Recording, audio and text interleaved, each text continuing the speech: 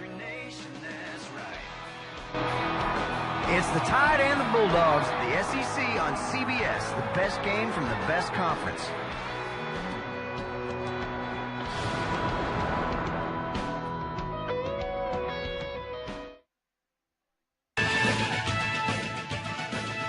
We welcome all of you to the Home Depot SEC on CBS this afternoon from Starkville, SEC Western County.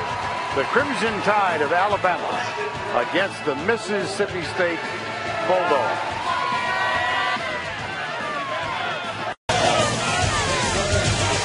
Take a look at the current SEC West standings.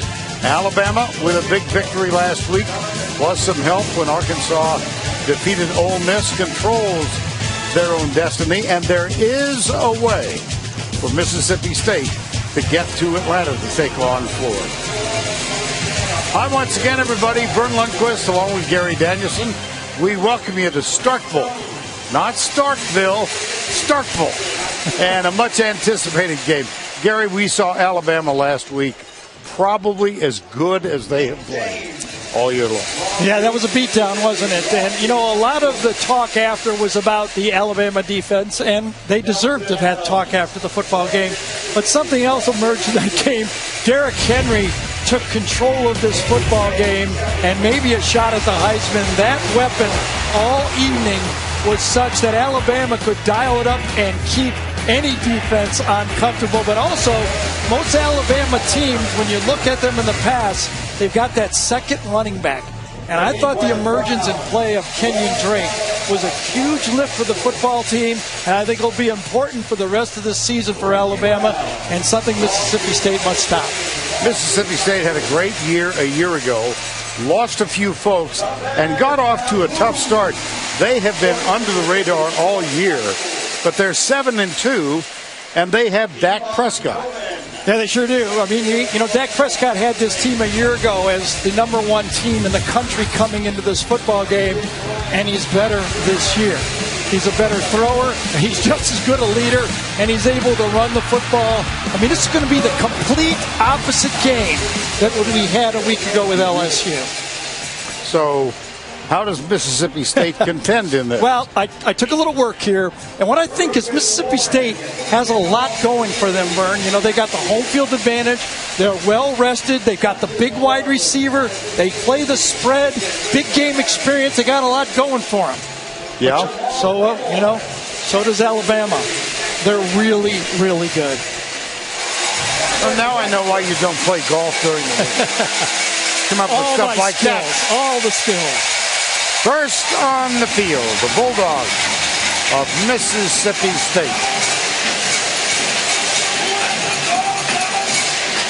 And right behind them, the Crimson Tide of Alabama, who have won 7 in a row against MSU. And a moment ago, Allie LaForce with Mississippi State coach Dan Mullen. Coach, you said that last year against Alabama, the team played tight. They were trying to play too perfect. How has the mentality and approach changed now a year later? I think it's great. Our guys have been in this type of atmosphere and situation, been in big-time games before. We got to just go out, play our game, execute at a high level, and have fun out here on the field. Mississippi State leads the SEC and plays over 20 yards. How can you be that explosive against this Alabama defense? Well, you're going to have to if you're going to beat them because they're pretty tough to give up those. You don't want to be in a 1, 2, 3 yard battle up inside against them. So we're going to have to make some of those big explosive plays today. Thank you, Coach. Good luck. Thank you. Vern, I think Mississippi State would like a Big 12 game out here today. They wanted 44-41. Really? They'll take their chances. Okay. It is a beautiful afternoon in Starkville, 65 degrees, and no rain in the forecast.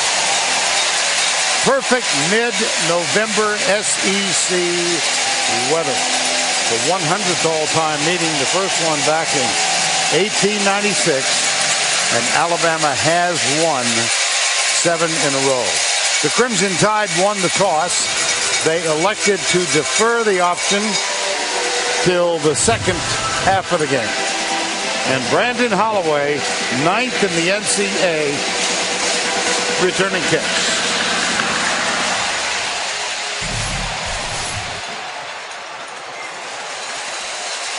He'll take a knee. Dak Prescott coming on the field. He is in possession of 36 Mississippi State University Bulldog records at the quarterback position. Just a marvelously gifted young man. Sure is. He's got all the records, and he's one win against Alabama from being a legend.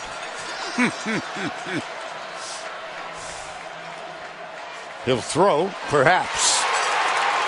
Glad I added perhaps. That's A'Shawn Robinson, who continues his big play. Yeah, I guess they brought A'Shawn Robinson from last week.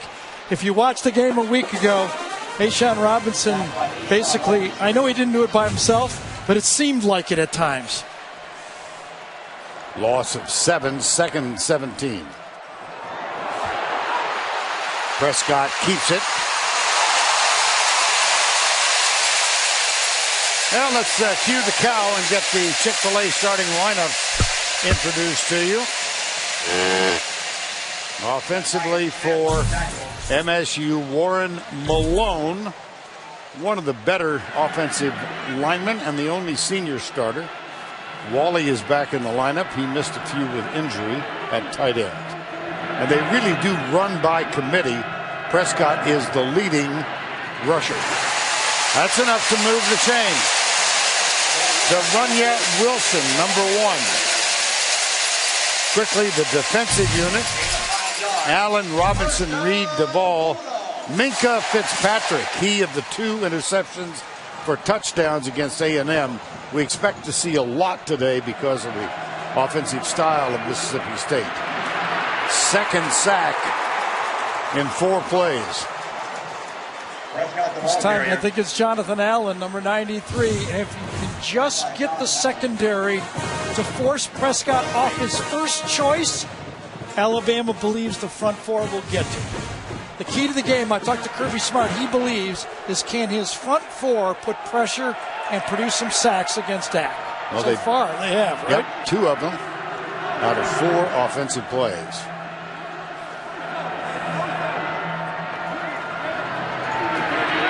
Prescott, nothing on the left side. Reuben Foster was there to make the tackle.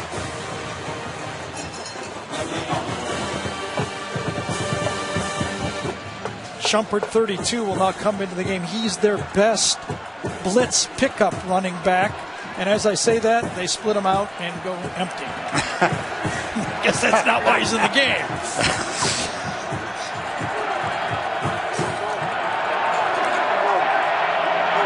Third down. Stunts defensively. Prescott can't escape. He does get back to the line of scrimmage, but that was about it. Yeah. Dalvin Tomlinson had a great escape around the left edge. You know, it's a combination always. The big guys up front and the coverage in the back end. Nowhere safely to throw the football. And Dak early in this football game took discretion and said, I'll eat the football and punt it. Now, early in the game a year ago, the punting was a problem for Mississippi State. They shanked 2 of their first 3 punts. Logan Cook is the punter. And this one's not particularly long. Oh, bad play. Cyrus Jones let it go inadvisedly. And Mississippi State picks up 15 extra yards. Yeah, I'm really surprised Cyrus Jones didn't make a play on that one. It did cost them between 15 and 20 yards.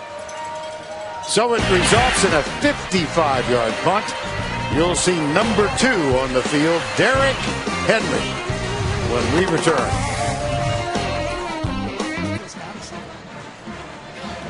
Jake Coker has started every game save 1 this year.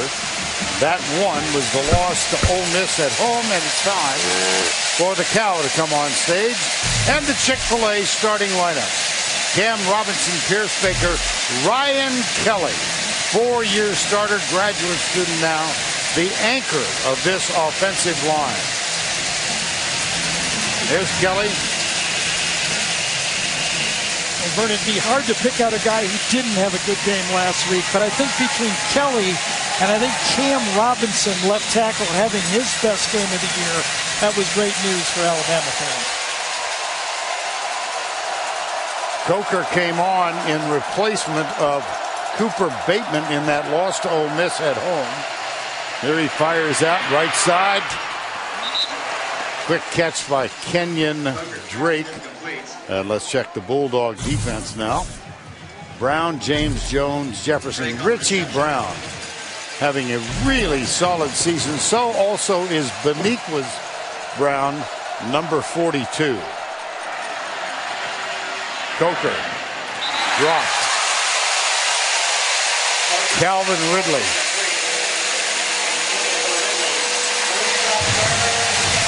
You know, Vern, that ball went from the sun to the shadow right there, and that might have thrown Ridley off. Early in this game, with this fall sun, the Alabama receivers here are looking directly into the sun when they look back. And when it goes from the bright to the dark, that can throw you off. Derrick Henry, deep back in the eye. That's O.J. Howard. Play action. Coker still has it, being chased. And lobs it into the bench. Our guys on the field in pregame did a good shot of what that sun is like early in this football game. When you're looking back on it, that's what you're dealing with. And Mississippi State gets a 3 and out, partly because of a drop ball and then great pressure on third down and good coverage downfield. That brings on the sophomore J.K. Scott. Big factor in this game a year ago when Alabama scored 19 unanswered points early. Mississippi State did fight back. Here's a whistle before the punt. Just to give you an example of the hidden yardage in this game, J.K. Ball start, offense number 7. 5-yard penalty, it remains 4th down. J.K. had 7 punts for 319 yards. Mississippi State, 5 punts for 172. That's hidden yardage that doesn't show up in the stats, but you're right, J.K. Scott had a huge game last year. Well, that's a modest start this afternoon. He's guilty of the false start. And he really is a sophomore out of Denver. Had a sensational first year here and then got off to a very slow start the first 3 or 4 games of the year. But has come on recently. Not a good one. Nope. Fair catch, called for Nope, pick. it looked like he did. it. I thought he was waving it off. So he gets to the 48. Boy, a lot of combinations of misplays by Alabama there. Remember, they let the pump roll. Then they have the drop pass, and now a bad punt. Those little things,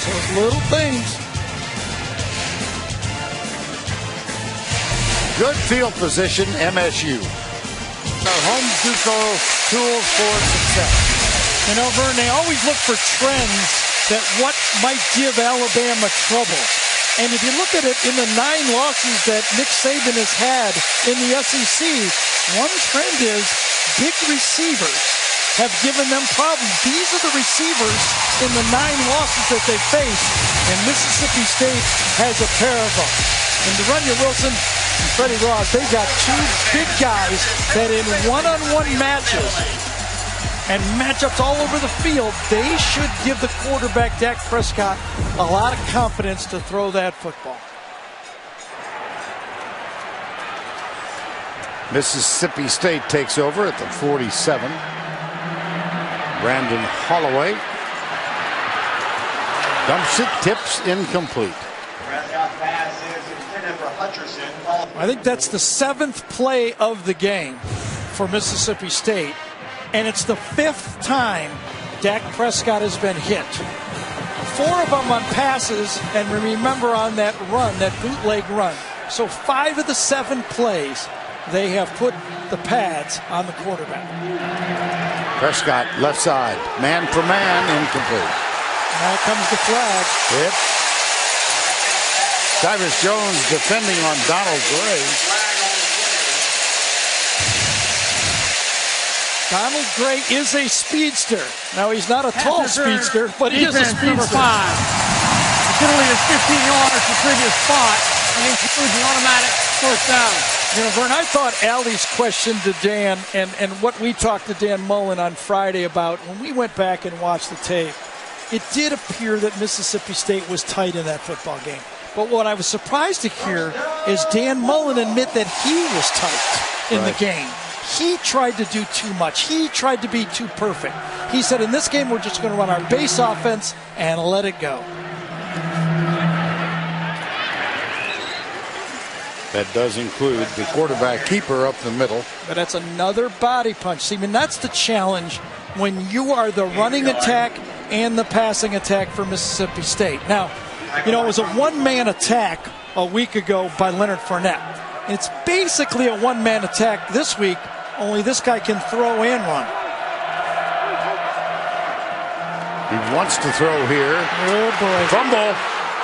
That ball is out, I believe. No. Now they're going to say Ryan Anderson hit Prescott. Yeah, there's no doubt about it. And that front four coming around the corner, and it is Ryan Anderson who had the big sack before. And that ball was out and recovered on the play because Senior just said, Justin said, I got you hit, I better pick up the ball. Number 58, Justin Senior. That's a loss of 11. Boy, they just keep going empty. Oh, boy. Empty. Here comes the rush. Little pass left side. He's going to get a bunch back, but not quite enough. Let's see if Mississippi State goes hurry up and goes for it on fourth down. It was a little wide receiver screen to the backside, and yes, they are going to go hurry up. Alabama does get their subs on the field. Needed 20, got 18. 4th and 3. Let's make it officially 17 now. Why quibble over a yard? That's one thing. The biggest improvement I've seen with the adjustment from Alabama is how they handle the hurry up. They get their players on the field.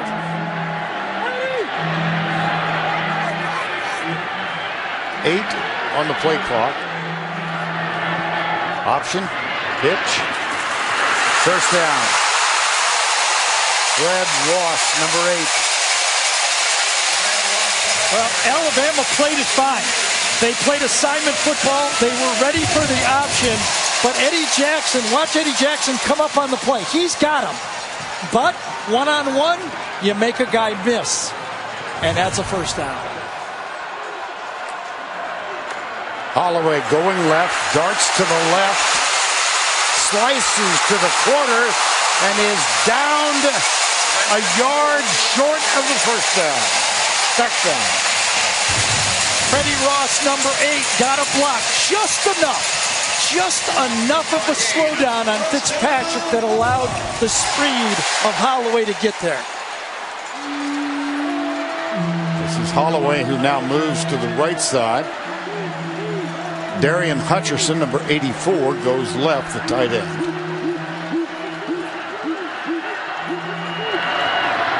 Prescott batted back, and then he has to bat it down. That's a great play by both sides there. You know, you got to give both sides great play on this one. You bat the ball down, and then Dak Prescott realizes, I don't want it back here. I've got the ball in the 2 or 3 yard line. I don't want to catch it on the 10-yard line or 8-yard line. As Reggie Ragland was the Alabama player, and then Prescott knocked it down. 2nd and goal. Nice defensive job by Cyrus Jones. Well, Mississippi State fans right now are reminded of the last drive of the first half of a year ago when they had the ball down at the end of the half and Alabama had that goal line stand. Remember, they threw the fade pass and then they missed a wide open pass. There was a legal procedure penalty there. Can Alabama get a stop again? Here's Prescott. Doesn't get it. Decision time. Decision time for Dan Mullen.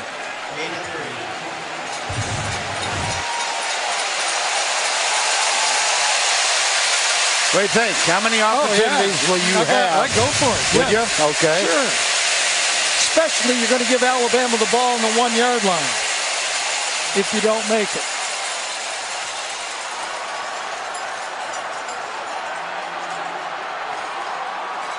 Fourth and goal.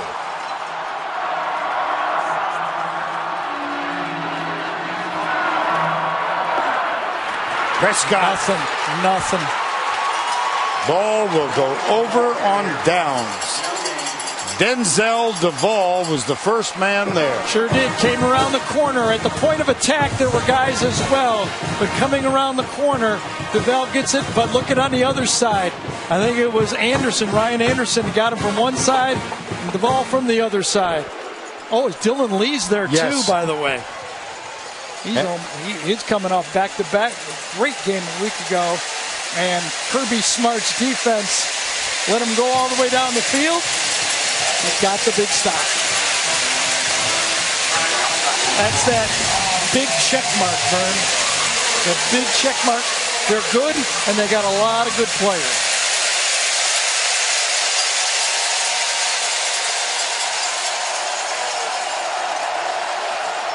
Jake Coker 5 yards into the end zone. That's Calvin Ridley in motion. And 12 men on the field for Mississippi State, I believe. Legal substitution, 12 players in the formation. Defense, 5-yard penalty. First down. Goes all the way till when the snap is imminent, and then they're going to throw that flag. The back judge will call it. Well, we could count it out there somewhere, but I guarantee you there's 12 players out there. Now Alabama spreads it. 4 men to the left side, 1 wide right. That's Henry in motion and stops alongside his quarterback. Right side. Calvin Ridley. We left before that last commercial. Ridley was looking up at that sun, right there. And that ball actually went from the shadow to the sun to the shadow again. So he's adjusted. Looked like A.J. Jefferson wrapped up Coker. Oh, goodness. It's silly. And it didn't have to be much more than that. No.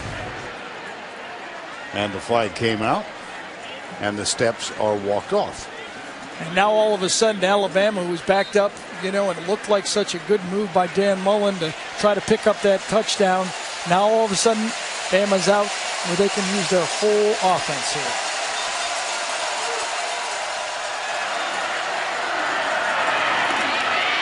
Up the middle she goes, Derrick Henry.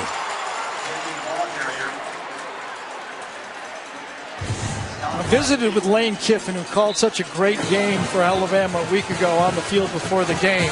I said, what are you looking at with these guys? And he said, no one has pushed around the front 4 for Mississippi State. I think we'll have better success running wide than between the tackles. But you know what? That one right there worked. This one doesn't. Yep. Henry again.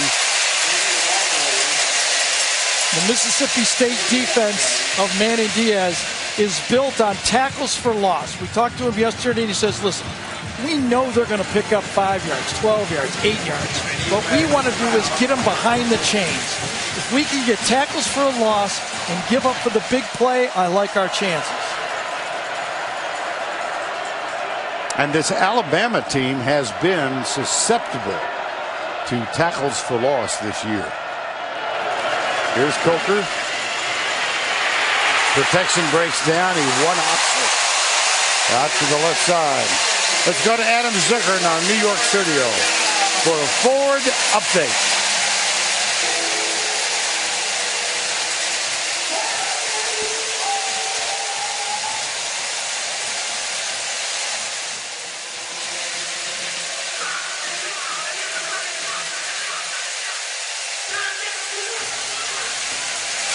And by the way, Vern, don't sleep on Keenan Reynolds getting some votes for the Heisman. And I think it would be a tremendous vote for Keenan Reynolds.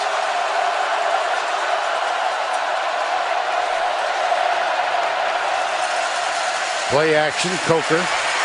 Under duress. Well, they got it wrong. Intercepted. Picked off by Brandon Bryant. Red shirt freshman. That is the first interception Coker has thrown on the road. It's a read route. The receiver can come down here and break in or break out. Watch, Darius Stewart goes one way, and Coker thinks he's going to go the other way. Darius Stewart goes inside. Coker has the read that he's going to go outside, and Jake wakes up and goes, what? There has to be rules, and one of the two players didn't read the same rule as the other one. Time call. Davis-Wade Stadium and Scott Field in Starkville. No score. Let's go look at that interception again. Well, there's A.J. Jefferson right there. He usually plays defensive end, but in this pass rush situation, he's inside on the nose tackle. And 2 plays in a row, he got pressured and forced Coker to throw it just a half second early. That makes up for that shove back there near the goal line. And on the turnover, here goes Aris Williams for a couple up the middle, running back. Never miss a moment of college football with the CBS Sports app.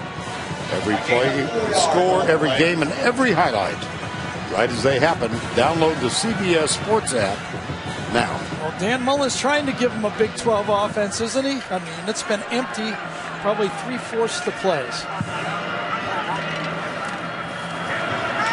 Prescott feeling pressure, has a man open. Derunya Wilson coming on the crossing pattern in perfect stride, makes the catch, first down. Well, gave Alabama a little piece of their own medicine on this one. A short split by the wide receiver, number 1, Derunya Wilson, and then a crossing of the routes right there. Eddie Jackson couldn't get there quick enough, and what a good timing that time by Dak Prescott. Gain of 22, first down 10, blitz. Prescott cut, and there's a slip at the 15-yard line. No flag. Same deal on that one. Reuben Foster, number 10, forced Prescott to throw it just a step early, meaning you have to pick out a spot, and obviously when you're trying to throw it and guess where the receiver is, it's hard to do. 4:51 to go opening quarter. No score. There was a threat. Prescott stopped on 4th and goal. Into the flat, double team tackle on Aris Williams, a freshman. Just so different watching Alabama substitute than the way they substituted 3 or 4 years ago. When Texas A&M and Missouri came into this league and started going more up-tempo, Alabama was caught a bit flat-footed. Not anymore. They substitute just beautifully. Prescott again kept in check. And it'll be 4th down. Deshaun Hand, number 9. Boy, they will run bodies in and out, Oh, Gary. yeah. Oh, yeah. They play around 11 or 12 front 5 players. I mean, defensive tackles, defensive ends, and outside linebackers. They call them jacks, but they really line up at the line of scrimmage. And I'm going to tell you, I think at least 10 of them will play in the NFL. Logan Cook on to punt. Put that nose down. Oh, beautiful. Yep. Wow. Had a little divot. And a year ago, it was Alabama controlling field position. So far, it's been Mississippi State. 32-yard punt, perfectly placed.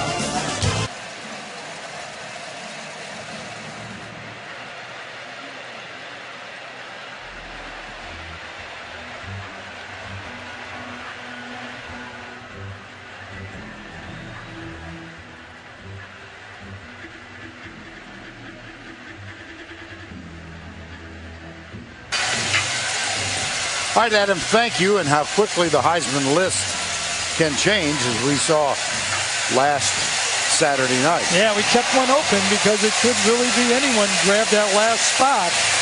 Well, I mean, it could be Dak Prescott if he chooses to win today. But, you know, right at the end, if you have a third vote, you've got 2 guys you like, wouldn't mind writing down Keenan Reynolds down there. I agree with you. What a career. First down 10, second time. They toss it, and Kenyon Drake comes around the left side. Jay Coker has felt some pressure this year. Yeah, it started out that way in the old Miss game. This was a problem, and Jake was still letting it fly in the games, and he got some turnovers because of it. When you're throwing like that under duress and trying to make plays, it can happen. Very reminiscent of what happened to him early in this game. The run-pass ratio here is very interesting for Alabama. Only 2 rushes in the game. Here's one up the middle. Henry that close to breaking it. Daniquez Brown made the tackle. Number 42.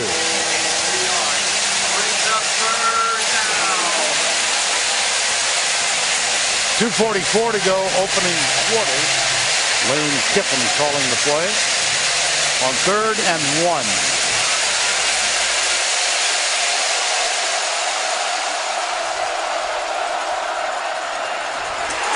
Nothing. 4th down. Attacking defense. I'll tell you, that's why it was Daniquez Brown, number 42. He and Richie Brown, 39, the 2 inside linebackers, watch more tape and are better at recognizing plays than I think any pair or duo in the league. And I'll tell you, I thought the Florida pair were the best, but these guys are as good as them. That brings on J.K. Scott. Fred Ross waits at the Another 50. bad one. Boy. Yes. A little flip from a year ago. The field position goes to Mississippi State, and J.K. Scott is struggling early. Well, doubleheader for you. The NFL on CBS tomorrow. The league game early, Cleveland at Pittsburgh. And the league game late, New England against the New York Giants. And it all begins with JB and the quartet. The NFL today, tomorrow, presented by Southwest Airlines. CBS, the home of the 50th Super Bowl. Prescott. That was a whistle. Prescott's pass ball incomplete, and Jennifer Wilson. We talked about Dak taking a few hits in this game. Whether he's been throwing the ball on sacks or running the ball, dumping it off on the bootlegs, he has felt the Alabama physical side of their defense. There. I don't think there was a flag. I think everybody was a little bit confused. Yes, I thought I heard one, obviously. Incorrect.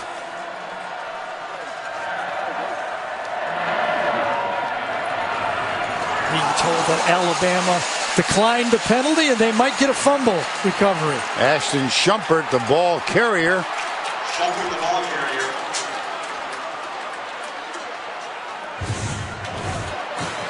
Ball's loose. Does it go back to him? No. Looks like for sure Alabama's got that football. You know, in the 9 SEC losses that Alabama has suffered since Nick turned the program around in 2008. Who was it, Ryan Anderson that got that fumble, Vern? Right. Vern had it. There's one other common thread. The turnover margin has been dominated by Alabama. They've only forced 5 turnovers. That could be 6 if they lose the game there. But 18 turnovers they've collected in those 9 losses. Alabama has turned the ball over in the losses. Well, they even the turnover battle with this fumble recovery by Ryan Anderson, and now timeout called by Alabama. Yes.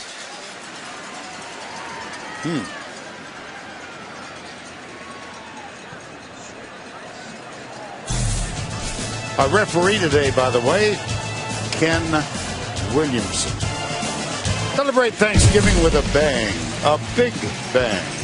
Catch an all-new episode of TV's #1 comedy, The Big Bang Theory, Thursday at 8, 7 Central, only CBS. Big Bang Theory might be the only team that can rival the dynasty run of Alabama, to tell you the truth. They've got a nice run, too. Well, when Nick turns around, there you see he's got a cut on his left cheek. Wonder if they're going to put him in the tent. Keep Allie from figuring out what happened there. Coker. One hops it. Nick James with the pressure.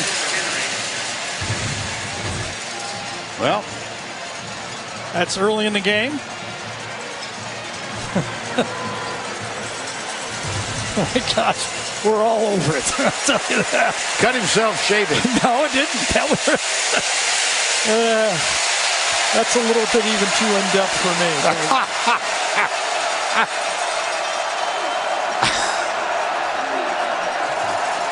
Boy, they are attacking Mississippi State. You gotta believe Brown. Excuse me, Vern. You gotta believe Manny Diaz felt like Alabama was going to try to run the ball, and they attack. And as you said, Brown is there, but the State coming off the edge, everybody just felt the lane there. I know it's early, but right now, Derrick Henry looks like Leonard Fournette from last Saturday night. Well, it can get late early in these games, as Fournette learned last week. Loss of 2.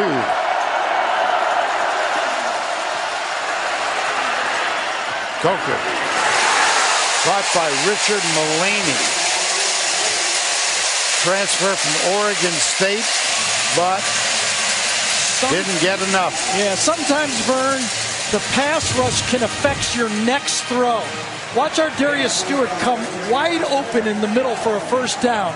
But Jake Coker has been feeling that pressure, and a first down throw is available to him, and he dumps it off too fast. That's what that pass rush can do to you. It can just build on. Here's J.K. Scott, ineffective so far in the game. This one high and out of bounds. This one is effective. Judged to be out of bounds at the 13-yard line with 7 seconds to go in the opening quarter. Monday on The Late Show with Stephen Colbert. Don't miss Bill Maher. Then Tuesday, Stephen welcomes Julianne Moore and Burt Reynolds. All new, only CBS.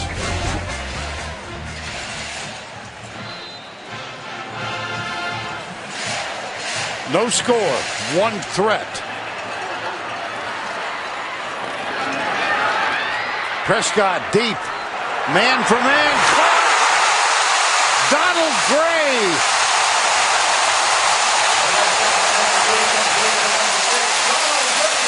You just got to keep attacking the man-to-man coverage. Marlon Humphrey relaxes for half a second. He thinks the play's over. Watch it right here. Watch him glance back, and then Donald Gray kind of throws him off. He looks back. When he looks back, he pushes away, and he gets away with it. And I'll tell you, Nick Saban is all over the officials about Donald Gray getting a push-off on the play.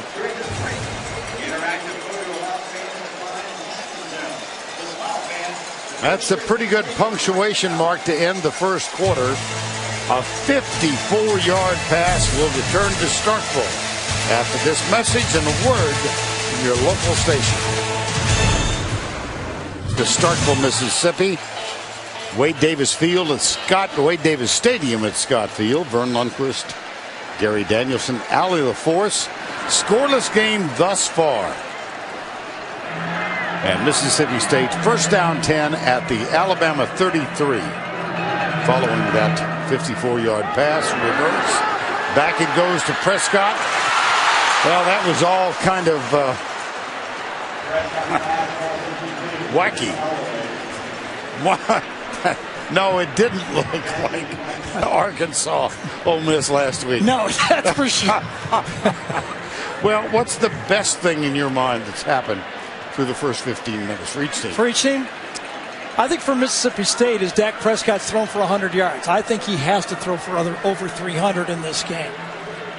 For Alabama, it's that it's still tied. You know, I mean, as you looked at that play, they had that goal line stand to keep it at zeros. And I think the other part is that their 4-man pass rush got to Dak a couple times. But listen, Well, this is no surprise to me. If you can throw the ball effectively against Alabama, you have a chance. You can't beat them without a quarterback. You just don't have a chance to beat them without a guy who can stretch that defense, and that's what Dak has done in the game so far. Well, he's got a 3rd down and 9. Now, the trick play that Mullen teed up on 1st down was defended beautifully by Alabama. Prescott incomplete, 4th down. Let's see if we see the field goal unit. 3rd down. 4. One of the things you have to do against the Alabama defense is read their coverages. They play a lot of combos, a lot of shifting coverages that morph to where your receivers are, so you have to read it and get to the open spots. That means the quarterback and the receiver have to both read it correctly. Miscommunication, but it wasn't an interception. When Alabama miscommunicated, it was an INT. Weston Graves, this would be a career long, if successful. He kicks it from 50 yards out, and it is short. Graves' previous long, or his current long, 44 yards.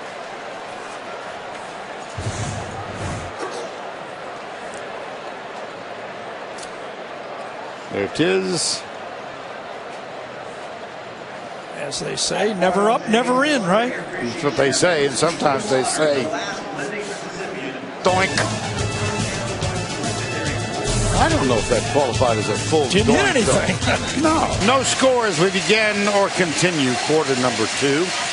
And a missed field goal. Do you see any evidence of a similarity to Mississippi State this year, last year? I don't. I really don't. I thought last year this Mississippi State team tried to do too much. Remember, they started off second series with a sack. They made a lot of mistakes that I thought they just looked tight. This time, I think they're wide open.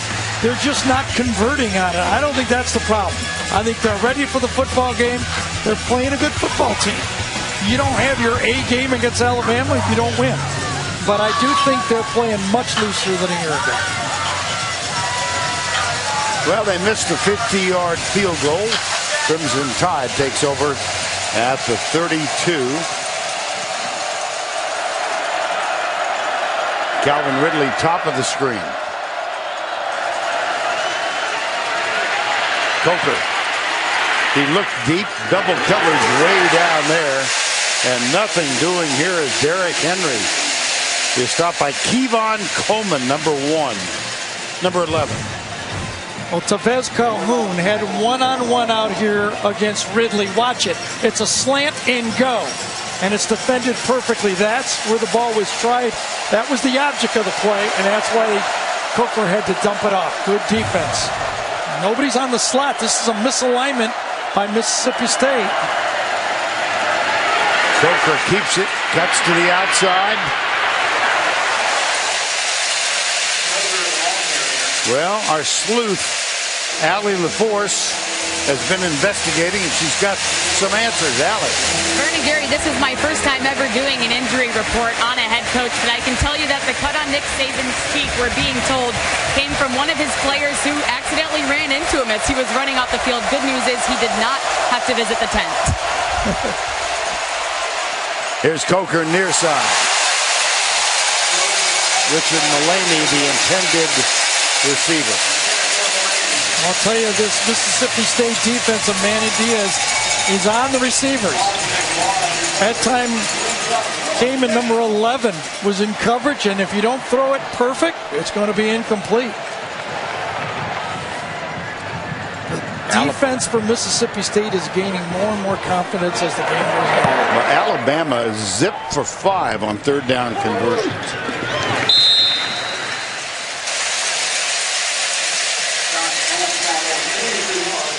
CBS coverage of the Home Depot SEC will continue from Starkville after this message and a word from your local station.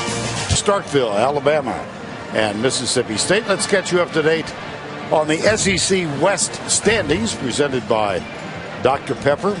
Alabama 5-1. LSU plays Arkansas tonight. Ole Miss off. Mississippi State, and as we said when we came on the air, they can, through a series of circumstances. Go ahead, explain that, Vern. I'm not about to. That's you be the analyst. Oh, goodness. We'd have to take a nice pause from this game, and I think everybody wants to watch the game, don't they? Yeah, I think so. Dan Mullen, 7th year. Yeah, what a job rebuilding this program. 20-5 in the last 25. How about that? Equals the mark set by the guy on the other sideline. Quick hitter, Brandon Holloway over the right side. Last 25 games for Mississippi State. That's the best stretch since one of us in this booth was alive. Prescott, total touchdowns. Got it. Gus Wally, the tight end, missed 3 in the middle of the season with an injury, but back now. Just to give you an example of how this Mississippi State offense is gaining confidence, if you count the last 2 quarters of last year's game when Mississippi State put 280 on Alabama, and then you include the first quarter and the last 3 quarters, State has put over 400 yards on this Alabama defense. Here's Prescott. This is where he can sometimes hurt you. Minka Fitzpatrick with a fine tackle. Nothing there, good coverage, yet the field gets closed down very quickly with the elite athletes in that secondary. 2nd down, 7. Prescott. Don't you get the feeling no matter how many times Prescott fakes, they're going to be looking for him to keep it afterwards? I think so. Yes, I do. And for the game so far,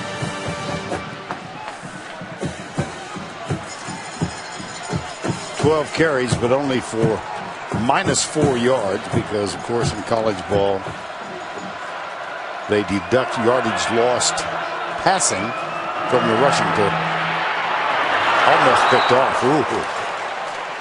Well, he had to throw that backing up. And if he did not, it would have been another sack. To try to gimmick a throw over the middle by getting a little pick play. But Dak buys time, and boy, I thought that could have been picked up by Foster. He was standing right there. So 4th down, Logan Cook is on to punt, and Cyrus Jones is the deep man. This returnable. Yes, better, much more aggressive. Jones. He's got the block. Now he's got an angle, and it's a foot race to the corner. Touchdown, Alabama. There are no flags.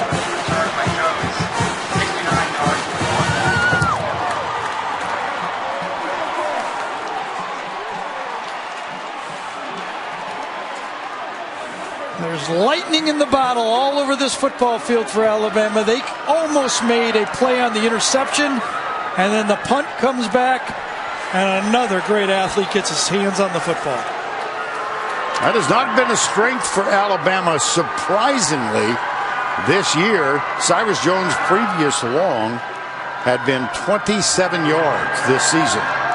But special teams give the Crimson Tide the first opening of the game. Well, Cyrus Jones was more aggressive this time. This is after the catch, but you can see as they let it go, they've got the players in the perfect spot. Actually, there wasn't really too many blocks there. Once he beat the first wave, he was gone. The punt was short. Early in the game, he let it bounce. This time, he aggressively goes for it, makes one guy miss. He splits the coverage, and it's basking in the sunlight on the bench. His 69-yard punt return has put Alabama on top. Was there a block in the back? Yeah, I think so. Minka Fitzpatrick, bottom of your screen, number 29. gets Logan Cook from behind. Didn't look too much there, but watch another angle of the same one. Fitzpatrick comes in and clearly gets Cook from behind. Shoves him. Now, is that enough? If I was in maroon, I'd think so. I don't know. That it happens so much on those returns. It's hard to believe the officials don't see him because it pops out at you all the time. We kept trying to, during the commercial break, try to find it because it looked like something happened, but just a nudge often can be just enough. Ball goes off the tee, so it'll be reset. I know a lot of people might say, well, Logan Cook might not have made that tackle anyway, but that's not the way the rules are read. Right.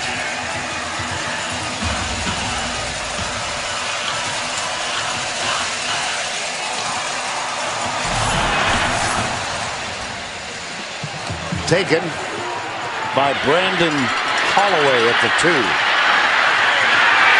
Wonderful special teams effort defensively.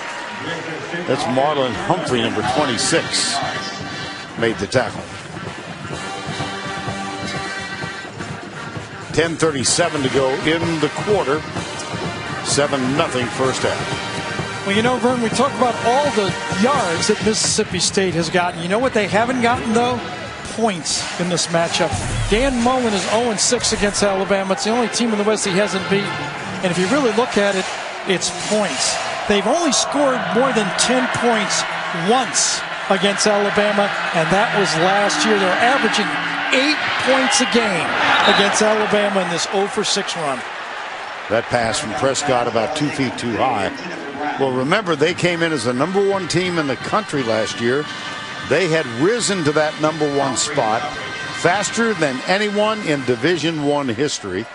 And then they got spanked. They were down 19-0. They did come back and wound up losing 25-20. But then the remainder of the season was not so spectacular. There's Holloway. Wound up losing the Egg Bowl up in Oxford and then lost the bowl game. Watch the blocks to the outside here on this little screen. The Alabama players do not get blocked. 2 players throw at him, 2 players get the hands on him from Alabama, and neither one of them gets knocked down. I almost was right there. Well, I was just stretching my elbows. And another sack. Yeah. That's the best news for Alabama. They have been able to put pressure on Dak with just 4 guys, and that's not a big surprise. I think everybody who's watched this team play, this might be the best pass rushing unit that Alabama's ever had. And that time coming from the outside, it's another one. This time it was Timmy Williams. If it's not Duvall, if it's not Anderson, it's Williams. Well, quickly, we get a repeat here. Logan Cook to Cyrus Jones. This time he waits at the 41. Not a particularly high kick. Fair catch is called for, and a foul. It may have been contact. It's going to be a little Bronx cheer on this one. I can just hear it. Now you see it.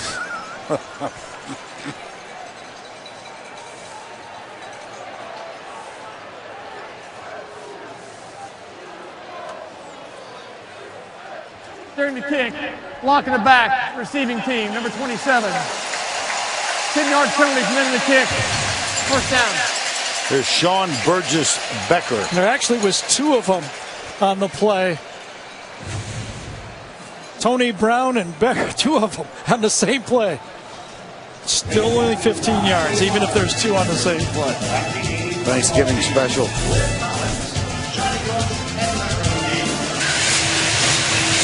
This is your place. That's a modern cowbell right over there, by the way. In one hand, you got the iPhone. In the other hand, you got the cowbell. And this is a famous sketch from Saturday Night Live. If you don't love cowbells, back up the truck.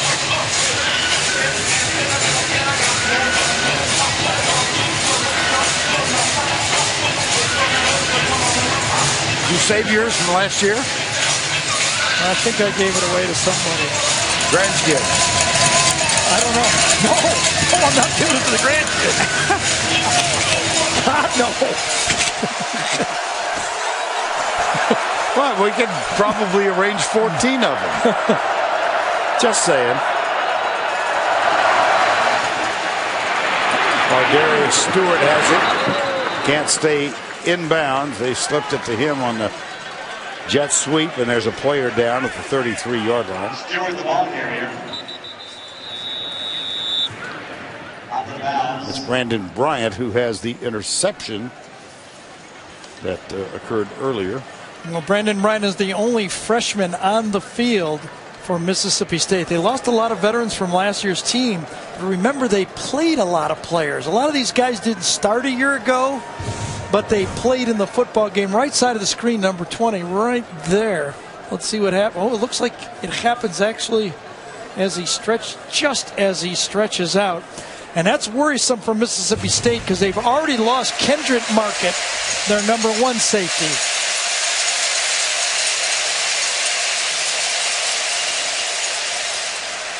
Only had one in excess of 3 plays, and that resulted in an interception. They've got the ball now at their own 40. They do lead 7-0. I mean, 45 yards. They've done nothing in this game offensively. Coker, Ridley, incomplete. Well, Alabama obviously has a lot of respect for these defensive tackles and inside linebackers for Mississippi State because the whole game plan has been on the edge. The jet sweeps, finesse, passes. I mean, they are not attacking with the running game at all. So far, 0 for 5 on third downs. They need 5 here. Blitz. Coker inside. That's Ridley to the 30. He gets a downfield block and heads in for the touchdown. Darius Stewart, number 13, complicated Ridley with the block.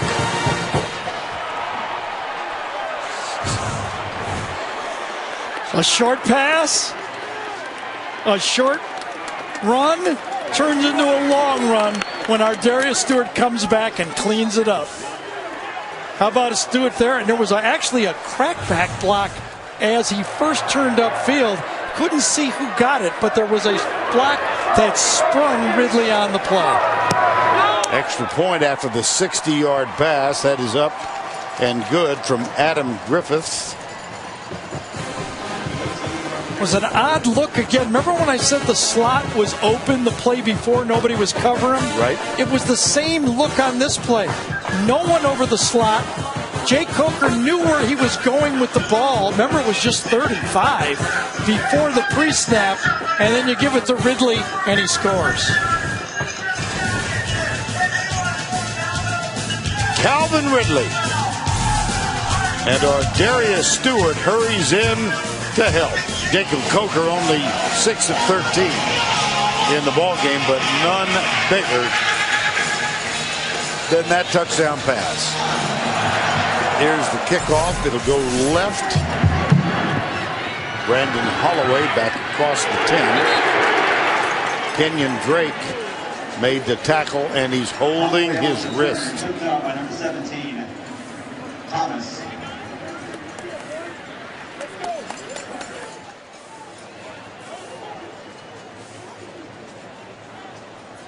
At the last play, at the last kickoff of the LSU game, he got dinged. Had to go through whether he was even going to play with a slight concussion, but this time he sticks out his right arm, and now he's holding his right wrist. He is really snake-bit with the injuries, isn't he? He had a big play on the touchdown, I will say that. First of all, remember the situation. It was 3rd and 5. Look at the space that is created. Now, Jake Coker says 3rd and 5, really? You're not going to cover Calvin Ridley? Brandon Bryan is off, and Mac McLaurin, 41, is in. Throw it, but watch number 17 come back and get the block that really springs Ridley, and then our Darius Stewart cleans it up at the end. So everything went wrong for Mississippi State. McLaurin misses the tackle. He's a substitute. Drake gets the block, and then lining up to just give the quarterback an easy throw really was a disaster all the way for Mississippi State.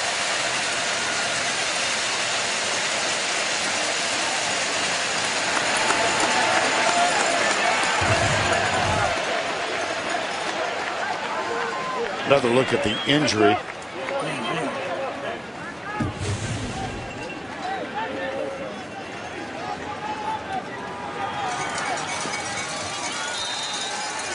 Injuries just continue to find Kenyon Drake. First down 10. Prescott. Out across the 20 to Gabe Miles, number 35. Now they called him down.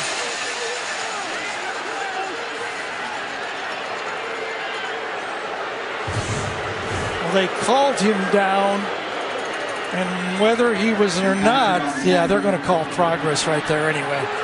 Even if he didn't touch the ground, they're going to call forward progress. The whistle blew. That's the right call in that situation.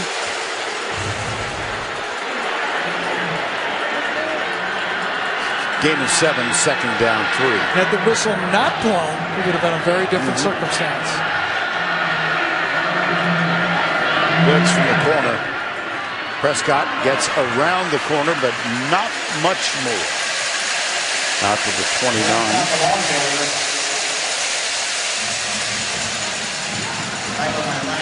And just think about this. You're 0-6 against Alabama. You know they're a good football team. Dan has built a football team, and he knows he's got to get through Alabama. I mean, if you win the West, you got to beat Alabama. They've gotten better, more competitive, but they can't produce points. There's a pass across the middle. That'll be good for the first down. Fred Ross, number 8. Let's see if they can continue to chip away here. Dak Prescott's so comfortable in the pocket throwing the ball now. I used to think he had to be on the run. Now he just can throw it from the pocket. Oh, boy. Well, midway through the second quarter, we've always looking for the opportunity to introduce the Duck. And the Aflac trivia question, Dan Mullen has coached 3 of the 6 SEC quarterbacks who produced 100-plus touchdowns. Who are they? Bang. How about that? Dak Prescott takes on Reggie Ragland that time. I don't want to say he won, but he sure wasn't knocked backwards on the play, but those hits continue to mount out. Let's get an update from Allie LaForce on Kenyon Drake. Vernon, Gary, Kenyon Drake just came out of the trainer's tent. He has a huge brace on his entire right arm. They're taking him back to the locker room right now. Lane Kiffin talking to him on the field. He was so delighted with the way Kenyon Drake played last week against LSU. Third down. Stunts. Down in the middle. Good. Foot race. Fred Ross. First down, Mississippi State. They beat Ronnie Harrison to the inside. That's the one spot you can't get beat on. You got no help in the middle, and he beat him right off the line of scrimmage that time. That's a breakdown in the defense. Good route by Ross. Perfect pass. Now Prescott rolls out under some duress. He throws it away. Ryan Anderson providing the duress. And the Verizon red zone this season, how's Dak Prescott done? 21 of 32, 12 touchdowns, and yet to be intercepted. He's only been intercepted once this year. Once in 321 passes. and that was against Kentucky.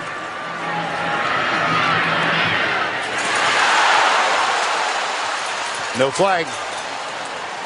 Donald Gray, the intended receiver. Great confidence throw there by Prescott. The windows down here are very tight. He knows he's going to have to throw it over a linebacker's hands, and that ball could have been caught.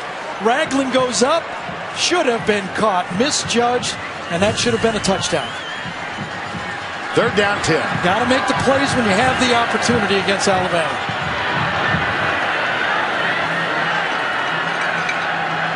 Because of the substitution, the official gave Alabama an opportunity to substitute. Alabama declined. DeRunya Wilson near side, 3 wides to the right. Prescott looking for Wilson, throws it up, and he cannot get up on the ladder. Cyrus Jones, who's 5'10", defending the 6'5", DeRunya Wilson. And they challenge him. 1-on-1, bottom of the screen. You got a 6'5" against about a 5'10" corner.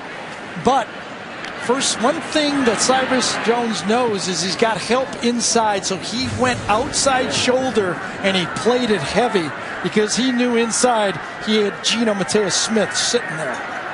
Weston Graves 0 for 1. That was from 50. This is from 31. And he has put Mississippi State on the board. When you have the right call on, and Alabama did, it's easy to play the technique, and they did it. Coming up, the Geico halftime report on this busy weekend late in the college football season. Back to Adam, Rick, Bryant. Scores and highlights from throughout the country. As the season winds down, the pressure builds, and we all sit in wonder at what the football playoff committee will come up with next. Well, tell you what, they can capture the headlines for a while, Yeah. can't they? Yes, they Makes can. Tuesday night and Wednesday pretty good radio. We'll say this. Mississippi State, and this is what happens when you have a punt return. Mississippi State has been in the red zone against Alabama twice, have not scored. Alabama has yet to be in the red zone. They've got 2 touchdowns. 44 plays by Mississippi State, only 20 by Alabama. Could that become a factor as the game goes in to the 3rd and 4th quarter?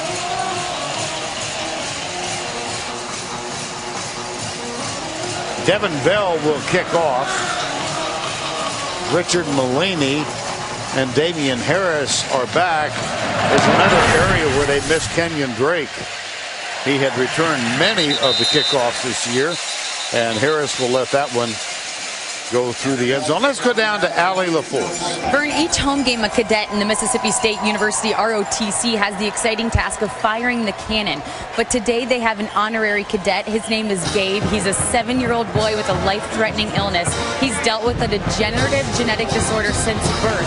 It's made life extremely difficult. But today, those complications, those were secondary to having fun and to celebrating a Mississippi State score with the pull of the cannon. He has a Facebook page. It's called Super Gabe Valentine, where you can follow his progress and show your love and support for him.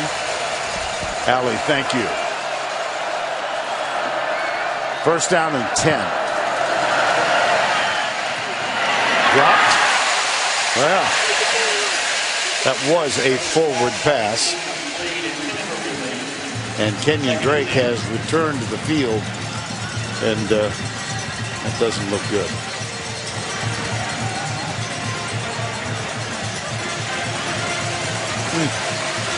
Second down 10.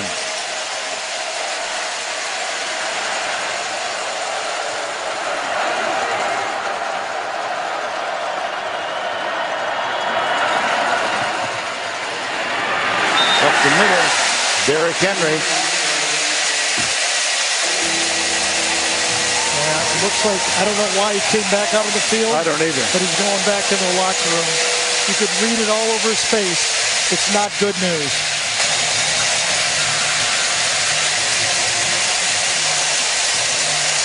Third and 9. Well, Derrick Henry, nothing in this game. 6 carries, 14 yards for Henry.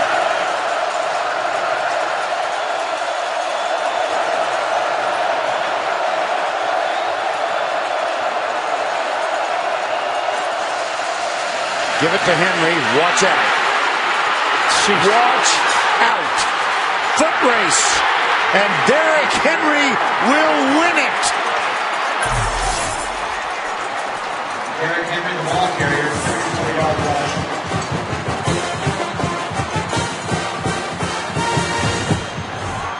I'll tell you, this Mississippi State team did not blitz. They only had a three-man line. They played back. They were trying to keep everything in front of them. But when Beniquez Brown tried to come backdoor and make the play, it was over. The man weighs 240 pounds, and he just ran away from the whole defensive secondary from Mississippi State. 15th straight game with a rushing touchdown. That's a 74-yard effort. And just as we were about to establish the non-bona fides. He didn't. He hadn't done anything. Nothing. And on 3rd and long, they say, Derrick, what can you do for us? He said, let me tell you what I can do for you. I can change the scoreboard.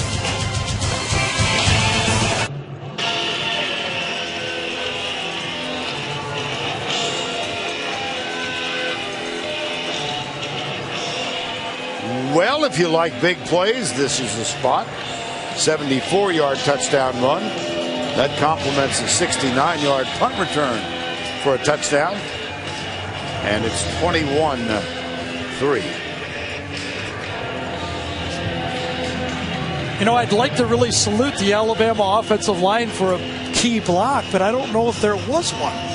I mean, Mississippi State only had 3 men up front. They kind of were rushing the passer, and Ryan Kelly had the key block, but I'll show you, he didn't even have to do anything. Now that's bobbled and picked up. Brandon Holloway.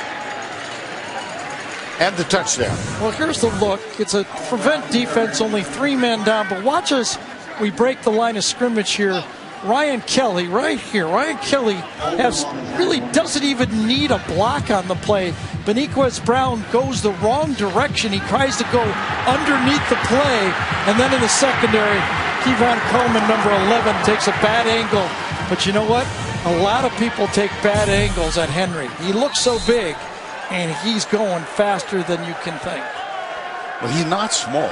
No, and he's not slow. No, it's a big check mark again. Well, 6'2", 240. He was timed in high school in 11.11 for the 100 meters. And out of the Yulee High School, town of 12,000. Well, it really just takes the breath away from you if you're Mississippi State. You've run 45 plays. Your defense has done a good job, except for, and that's always a bad thing to say, you know, Mrs. Lincoln, except for, right? Right. Backside hit. The pass is complete. Fred Ross. You know, usually you say in those situations, well, Manny Diaz played to his MO and he blitzed on the play and he got beat. Not that time. He was playing it safe. Prescott now 11 of 24.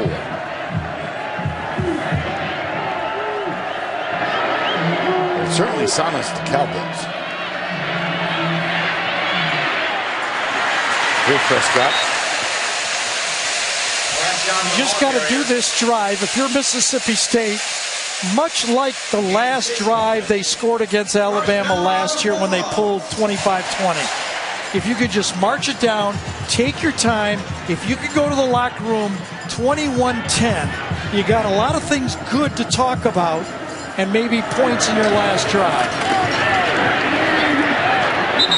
Never easy against this defense, though. Nope. Prescott, the ball carrier. And again, with a reminder that in college ball, for whatever reason, yardage lost while attempting to pass comes off the rushing yards. Yeah, even more significance on this drive. And remember, if they give it back to Alabama here, Alabama gets it to start the second half as well. Right. Huge drive. 2nd and 9. Well Got thrown. it. Well thrown. He really is a great prospect.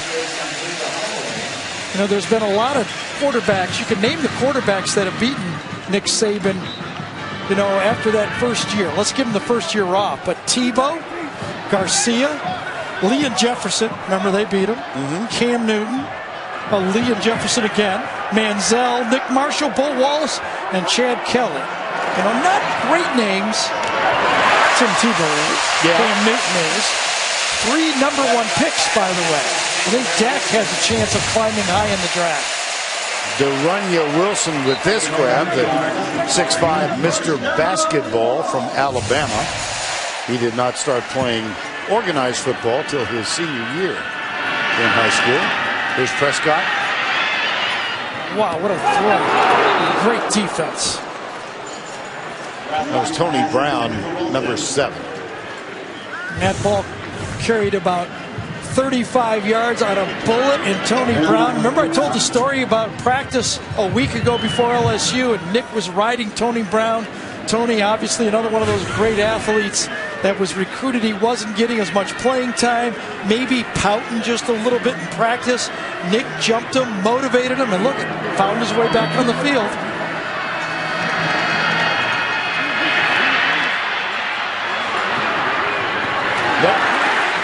Tipped at the last second. Intended for Fred Ross, and Reuben Foster made the defensive. Really thought Fred Ross should come back to the ball here and helped his quarterback. Reuben Foster adjusted to the ball. Fred Ross just stood there. If he'd have come back just 2 feet running towards the quarterback, that would have been a completed pass. 3rd down 10. Technique so important against Alabama. You got to do almost everything right.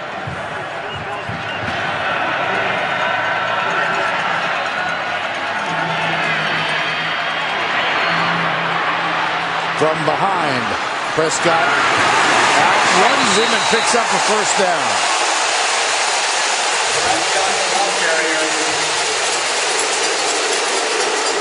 Well, I'll tell you, Ryan Anderson came around one side to put the pressure on, and then Timmy Williams is chasing Prescott from behind. I think that's a good play. The crowd is reacting. But Dak Prescott could have just as easily kept running and turned up. You got to corral this guy. And then Ragland and Prescott bump. Gain of 17.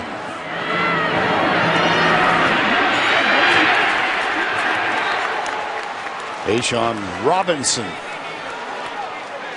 That's 5 tackles for Ross Robinson.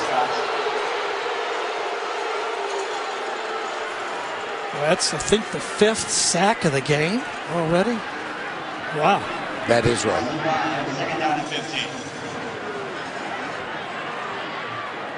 Loss of 5, 2nd and 15. That one got next up by Cyrus Jones, number 5. You know, we talked about the Alabama defensive backs taking on the blockers. Cyrus Jones has a punt return. He has a great knockdown on the fade pass. Watch him take on the blocker here. Knocks his guy back into it. If it was basketball, he could have got a taunting. That's right. 3rd down, 13. Prescott. Interesting call. Interesting call. I mean, it clearly can't be a field goal coming up.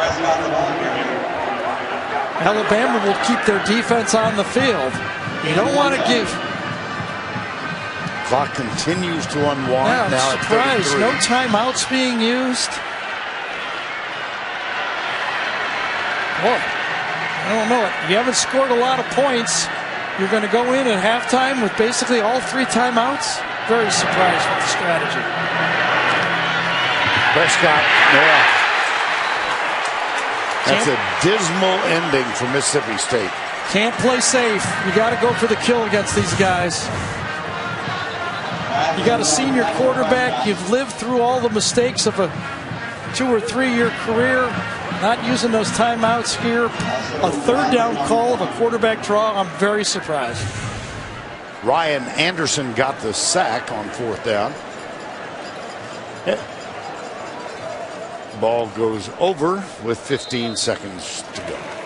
Well, let's get the duck back on and give you the answer. Dan Mullen has coached 3 of the 6 SEC quarterbacks who produced 100 plus. Tim Tebow, I bet you all got that one. Chris Lee. I would not have guessed Chris Lee. Nope. And, of course, Dak Prescott. Again, Gary's reminder that Alabama will get the ball to open the third quarter. There's a flag down.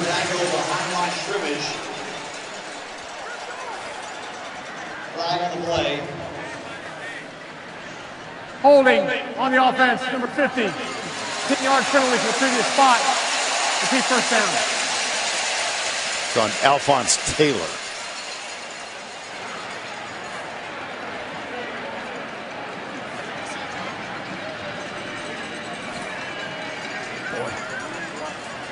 Fourth down play on the opening drive. They get stopped. Get it in the red zone again. They can't convert. And two big plays. Well, three big plays, really, right? Punt return, short pass on 3rd and 5. I thought misaligned. And then again on 3rd down, a running play right up the middle that cashes you for a touchdown. Shocking.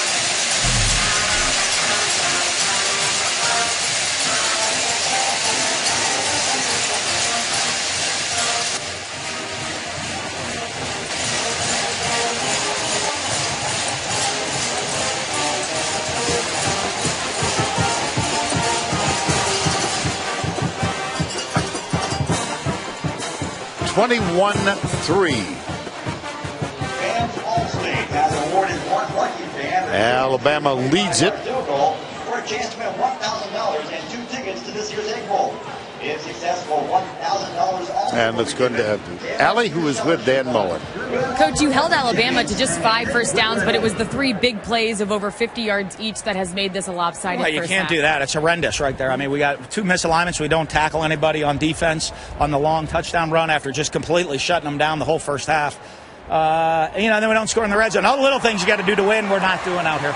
It seemed like you weren't happy with the officials. What's bothering you? I don't know. They're just laying on our quarterback right there in the last play. We're trying to go 2 minute, and I don't know. That to me, I was just asking them why they didn't stop the clock or do something since they wouldn't get off the quarterback on the ground. That was all. Thanks, Coach. Thank you.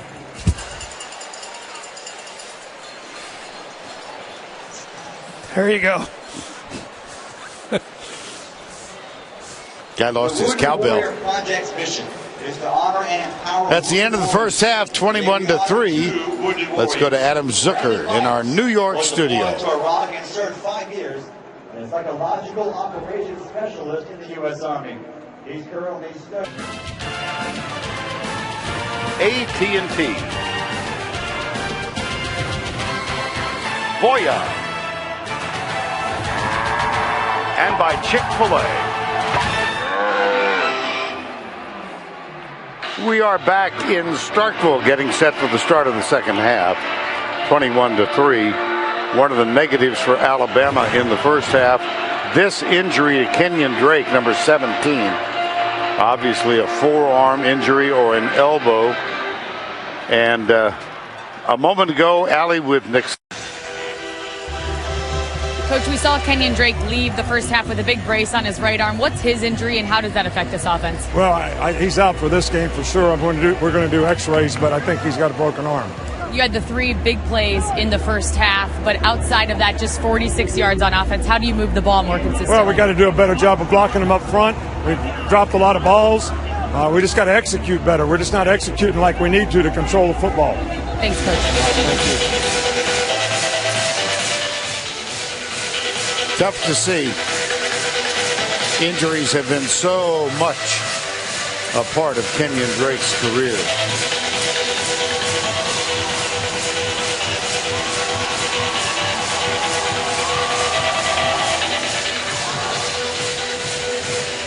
No need to say much, is there? You can't? That's right there.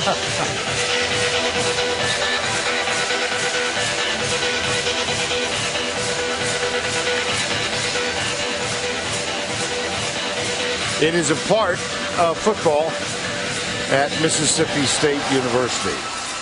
Yeah, I almost feel, Vaughn, like it's false enthusiasm right now. I think they're trying to get charged up, but right now I don't think the Mississippi State fans really believe.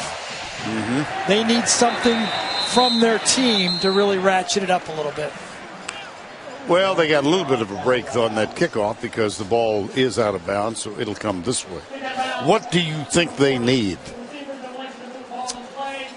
I think they get, the one chance they have is they've run a lot of plays. Alabama's only run 23 plays, over 50 for Mississippi State. So I think if they could put one on the board here in the third quarter and get it into the fourth quarter, maybe they could wear down Alabama. But that's not easy because Alabama plays a lot of players, but their only hope is to continue to think that Alabama will struggle, put something on the board, and try to get this crowd believing more than I think they really believe. We used to call it false chatter.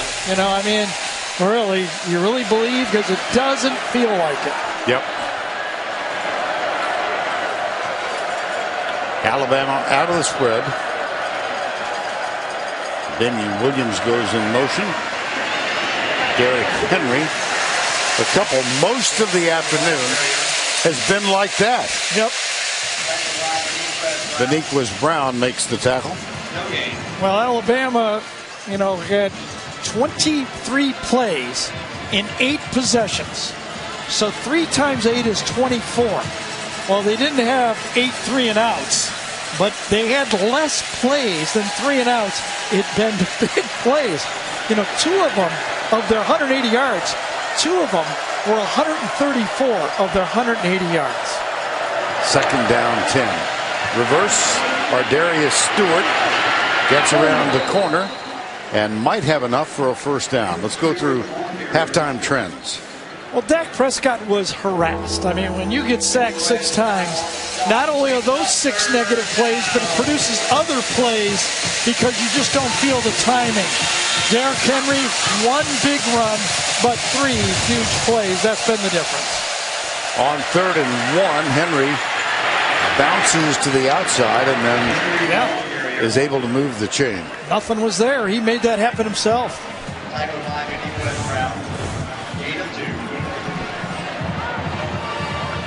1 dodge, 2 dodge, and basically barely got it back to the line of scrimmage.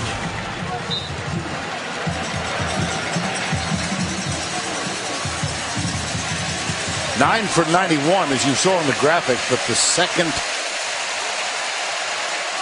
line affected so much by a 74-yard touchdown run.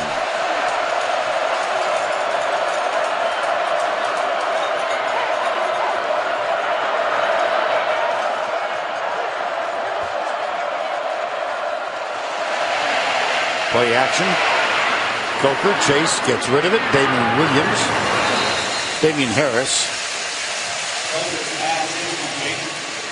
Well, Damian Harris is obviously playing the Kenyon Drake role now. The second back in the game, going to do all the motions and find those short passes to the outside. The game plan is the game plan for Alabama.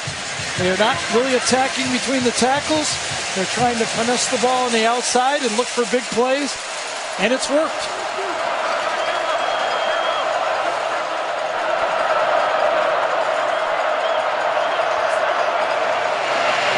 They'll come this way with Ardarius Stewart. Missed tackle. Nice block by Mullaney that time. The Alabama role players continue to make plays. Remember on the touchdown run, it was Kenyon Drake. This time, Richard Mullaney gets the block inside, and then another missed tackle from the secondary. Bryant, number 20, injured earlier, comes and can't make the play. Ardarius Stewart, 2-yard gain. Beniquez Brown, number 42. We have called his name a lot today. And the one time he didn't want his name called, yes, I thought was a key play. He tried to backdoor a run by Henry, and it was really the difference in the play. 2nd and 8. Boy, 10 men at the line of scrimmage. Henry gets kick out walk, but that same man comes back. Brandon Bryant, number 20, fought off the block and made the tackle. I think Dan Mullen has told Manny Diaz, we can't give up any more points, because look at this defense. All 11 Mississippi State players are at the line of scrimmage. They don't even want to give up a field goal here. 3rd and 6.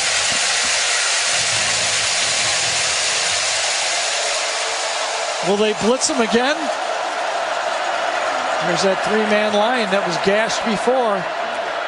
Ridley joins 2 others on the near side. They fake the screen. Now they fire it. Ridley inside move. Short of the first down. Good coverage that time by the state secondary. Alabama tried to gimmick him with a hook and go, and it was covered to the outside. And you saw number 99.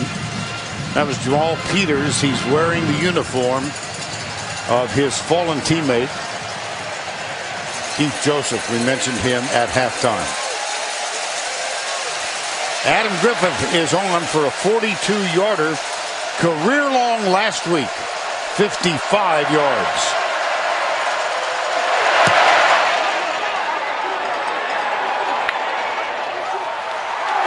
After a shaky start to the season, Adam Griffith is having a fine finish.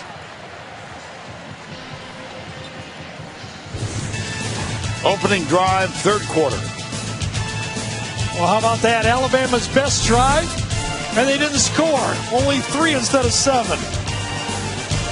Parkville Monday, an all-new Supergirl takes flight in a new episode of the hit drama Monday at 8, 7 Central. Only CBS.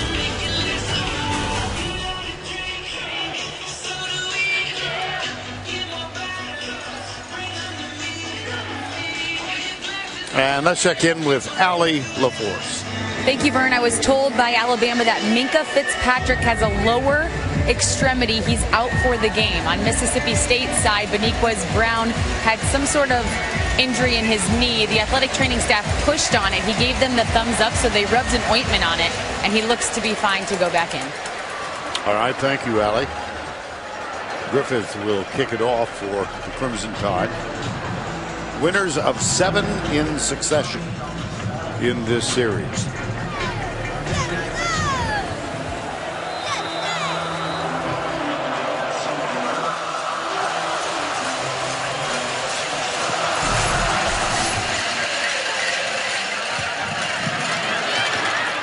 Brandon Holloway. Whoa. Bradley Sill with the tackle.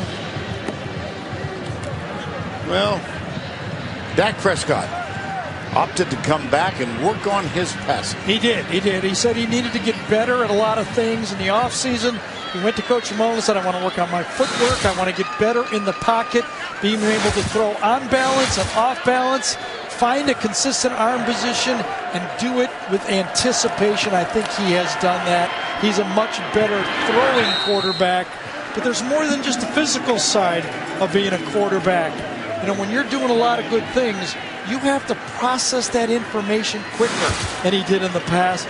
Because of that, you get a bigger playbook, more opportunities to throw it. You know, he's been through the SEC. He's seen it all, done it all. Nothing surprises him this year. And finally, nothing to prove but Alabama. And that's a tough one. That's a big check mark. Yes. Well, his team was down 24-3, and that one is almost picked off.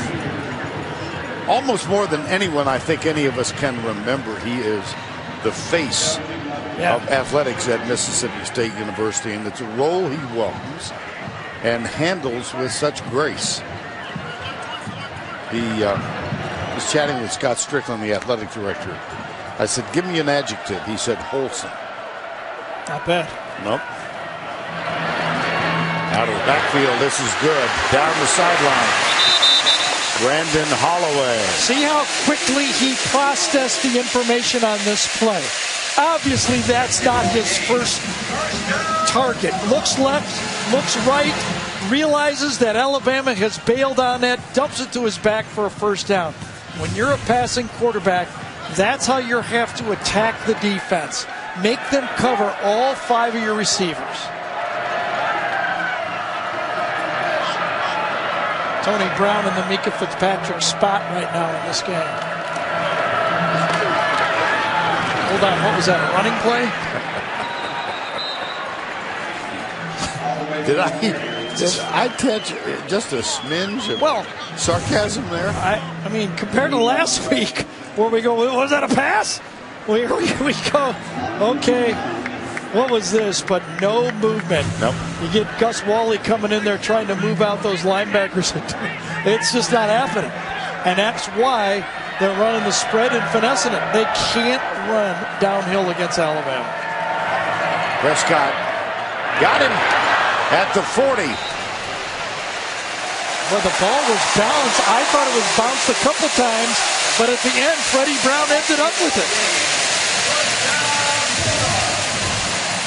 Breaking out, Ragland's on the play, sticks his hands up, but he corrals him. Yeah. Look at it, see it bobbled just before Tia Smith got there. That's a gain of 19. Play fake into the flat behind Holloway, but he's able to grab hold and gets a couple of yards. Number 10 on number 10. Ruben Foster with help from number 24, Gino Matias Smith. I'll tell you, it's really tough to tempo Alabama and make them tired. Now, you may be able to tempo them and get them out of position with lineups, but to get them tired is very difficult. They substitute so quickly, and they are so deep. Yeah, they've got a few elephants in that defensive line. Oh, boy. And they've got Reggie Ragland at linebacker. Talking about deep, this scene from last week's game with LSU, 19 players are on the field ready to adjust to whatever LSU does. Once they see the formation, boom, like a machine. And 11 end up for Kirby Smart's defense. Kirby Smart, defensive coordinator for the Alabama Crimson Tide. Four-man rush. Prescott, watch out. Tim Williams, number 56. That ball came out. That's live. That ball is live. It sure is, and it's DJ Petway who's going to stroll in. Will he make it? Just at the end of the play. That was close to a Leon Lett. Well, I didn't mind the player trying to make the play at all here at the end of it. Ball's free. Is he down? Oh, it might be brought back. I think his knee may be down. Alabama thought his knee was down, but there was no whistle. The ball was fumbled and recovered by the defense. The previous play is under review.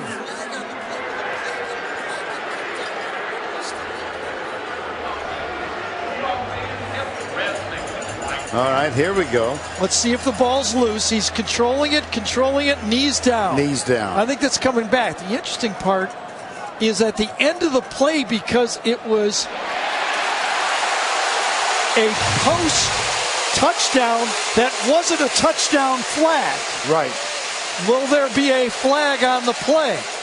Remember, the original call will be a sack against Mississippi State. Even Alabama believes this ball is coming back. Everybody's lining up at the spot of the foul. You know, I don't mind Donald Gray making a play on this.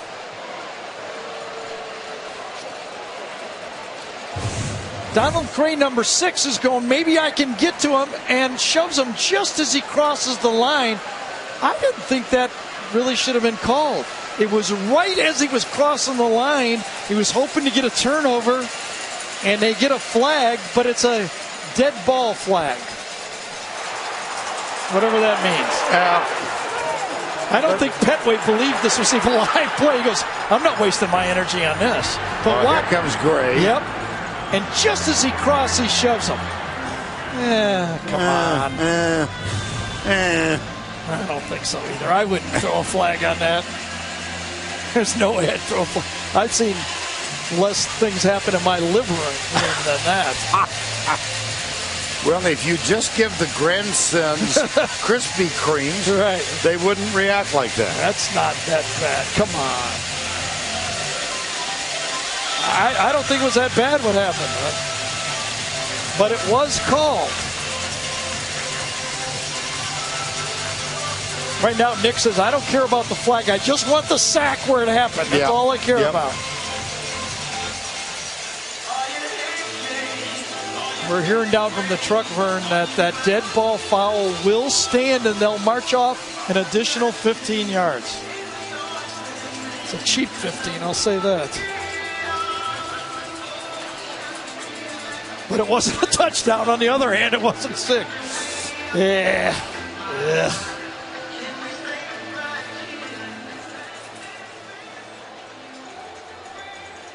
Ken Williamson, the referee.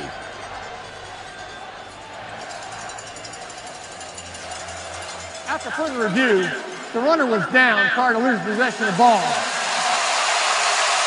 During the play after that, there was an unsportsmanlike conduct penalty against number 6, Mississippi State. That penalty will be enforced 15 yards. It'll be 4th down.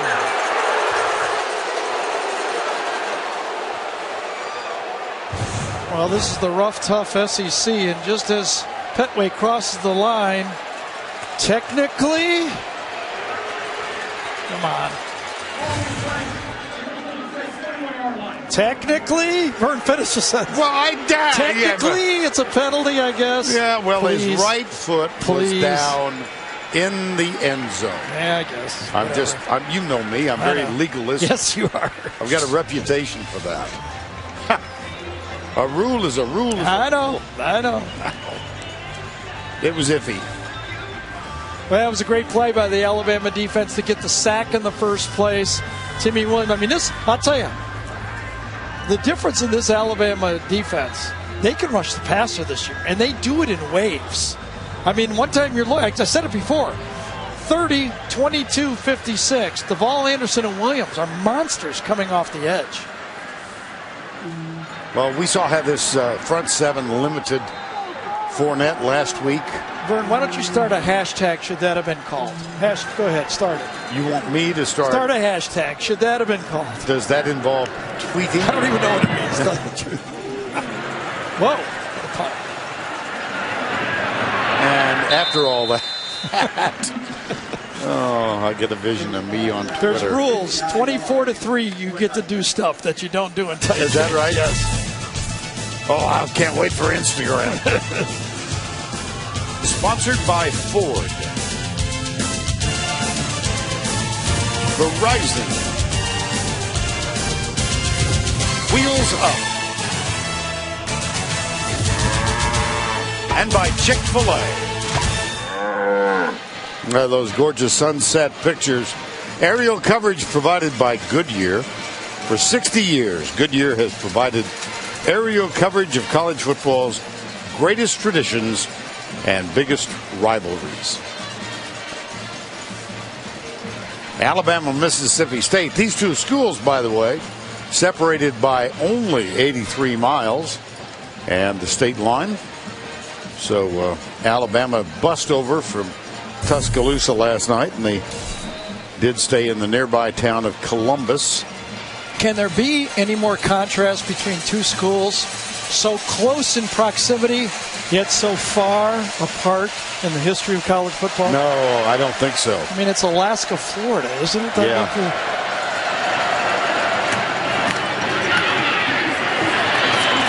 Good defense. Calvin Ridley. Well, top 10 today. Clemson leading. Alabama's leading in this one. Ohio State won again. Notre Dame over Wake Forest. The Iowa-Oklahoma State game is the key one. Yes. That's the one that everybody's looking at right now. 24-21 right now. And then Arkansas at LSU. Look how wide this split is down here at the bottom. Is you going to different looking split. Derrick Henry.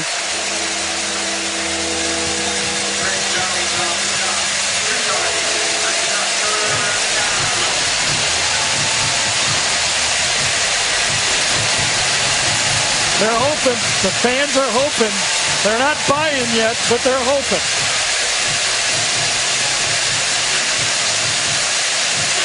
Isn't that a polite cowbell? That's a polite cowbell. I agree. Right. That means we brought them. We might as well shake them. 3rd and 8. Coker. Stewart. Nice Short. defense. Yep. Your guy again makes the tackle.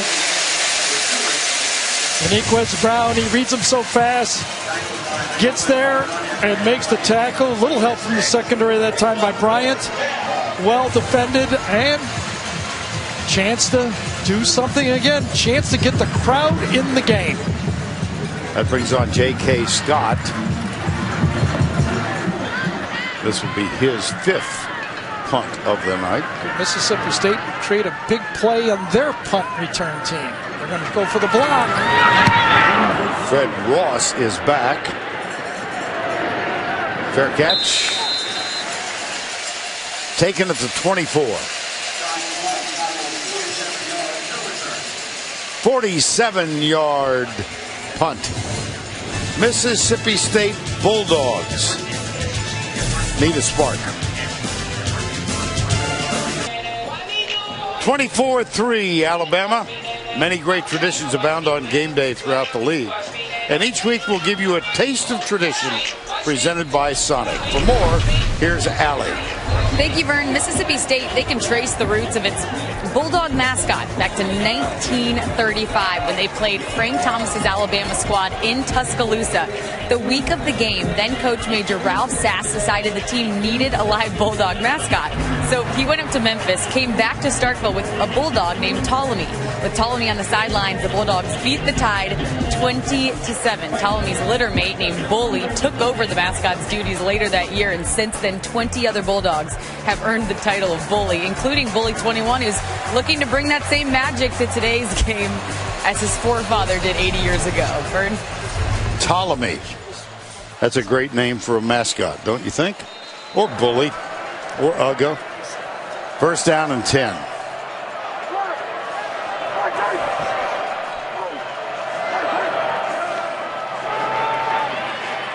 Prescott. Oh, beautiful throw. Well covered by Ragland, too. Fred Ross. That's basically the philosophy of the Alabama defense. Obviously, they got big check marks going from the beginning of the game, but they force you to throw the ball accurately. If you can, there's opportunities, but they force you to do it over and over and over again. Prescott's got it for the first down. He is scissored as he gets in the air. And that is a Mississippi State first down. I'll tell you what, he physically is paying the price in this game. He is the running attack. He is the passing attack. He's the leader of the team.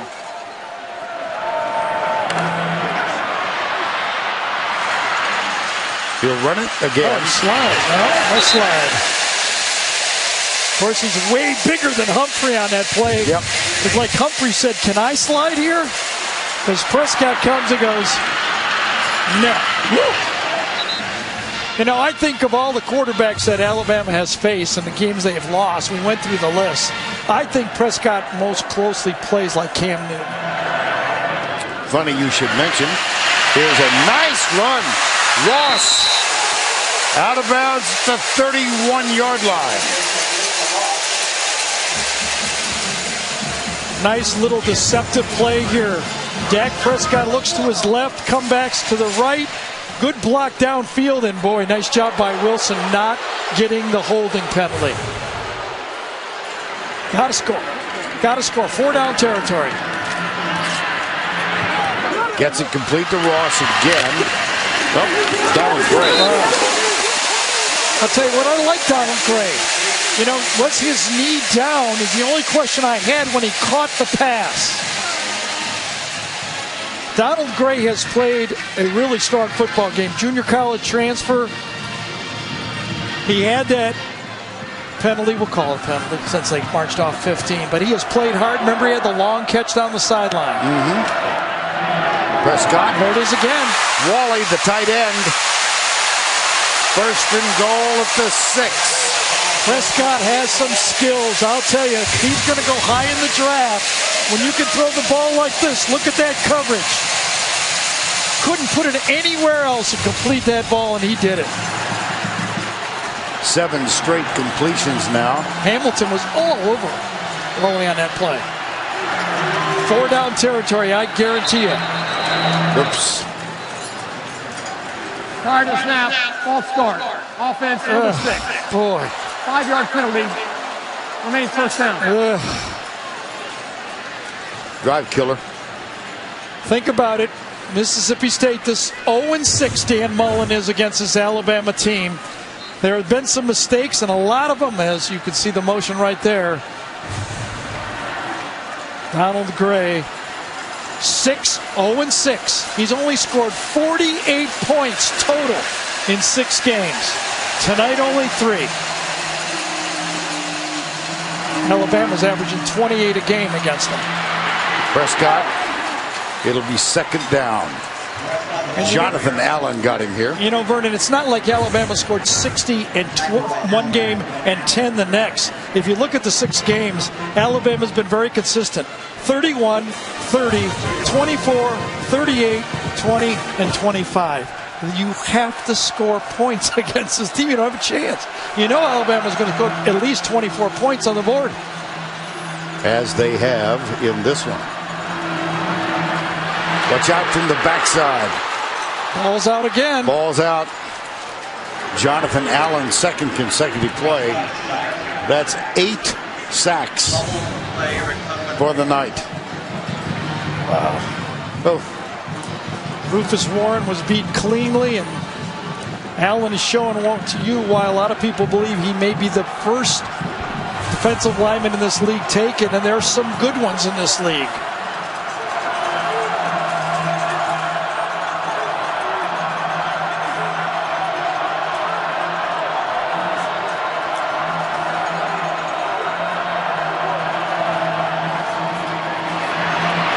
Into the end zone. Too far. I think Mississippi State has to go field goal here. If they were down inside the 5 or 10 yard line, they could go for it at 4th downs. But not now. The sack and the penalty. Look at this throw. Dak goes right down the middle with it. He's got an opportunity, but it had to be perfect. We talked about it. You got to throw the ball perfect, and that one was not. And Freddie Ross had a chance, but just a foot too high. That will bring on Weston Graves from 39 yards out.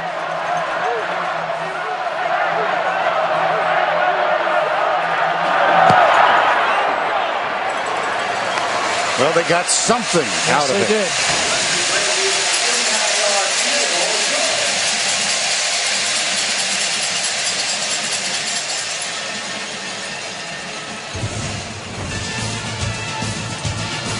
Dak Prescott got his team into a 1st and goal.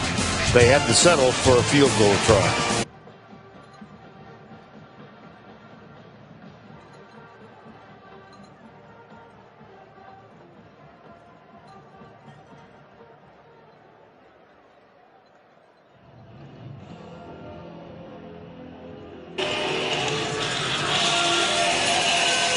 All right, Adam, thank you. Tonight on CBS, we'll begin with a special 48 hours that will concentrate on coverage of the Paris attacks, followed by the CBS Democratic presidential debate tonight, only CBS.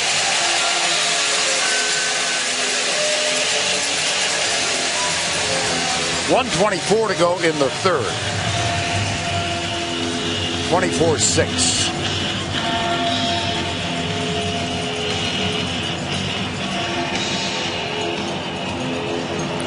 Devin Bell will kick off, and it is a good one.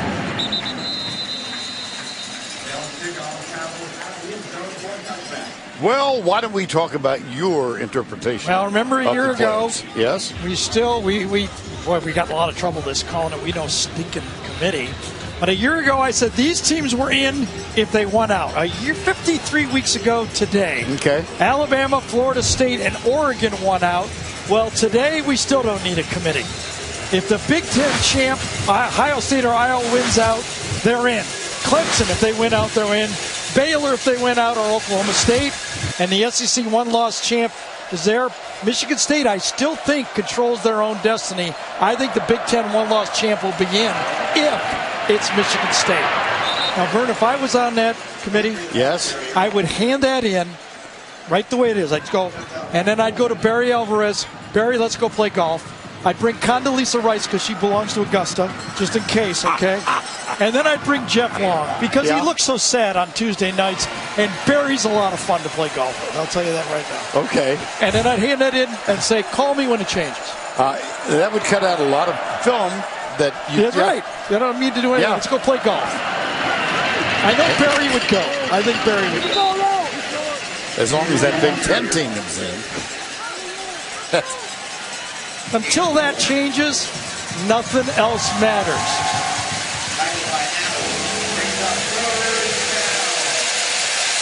Henry has gone over 100, helped in no small part by a 74-yard touchdown run in the first half. Final 19 seconds, third quarter.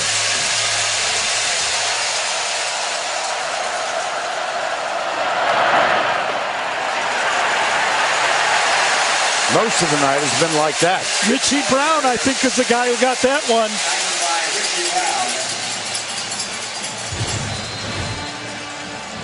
Right there. Richie Brown. Watch him make the play. We visited with Richie. Boom! One-on-one. Gets a little help from behind. And they get the stop. It's very close. Did they get the first down or not? It was real close. Did they mark first down or not? I was doing the replay. Well, that's the fourth quarter indication.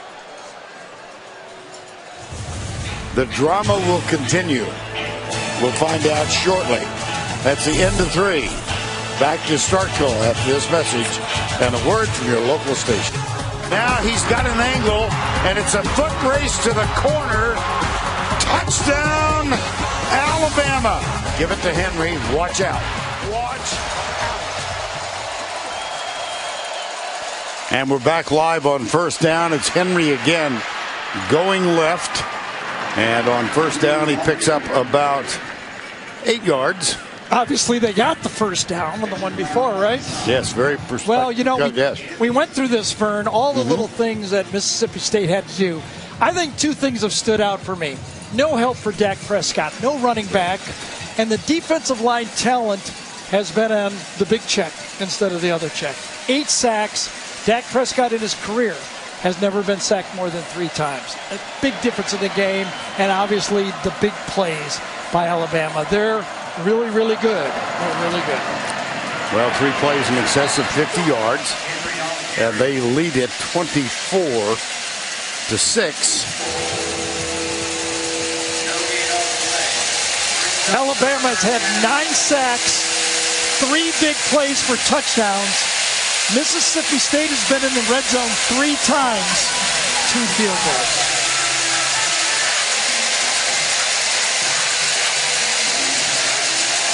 Third and 2.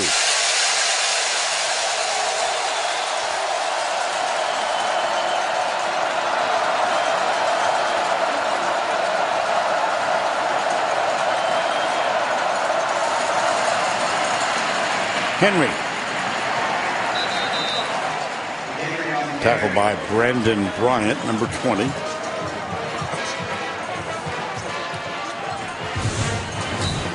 Well, this is back-to-back first downs on third down and short. Last time it was a little closer, but both times downhill. You know, the interesting thing again about this Alabama team, if you didn't watch last week's game, they really don't have a fullback on the team. Right. So in these short yardage situations, they have to do a little different type of attack. But both of those were dead downhill.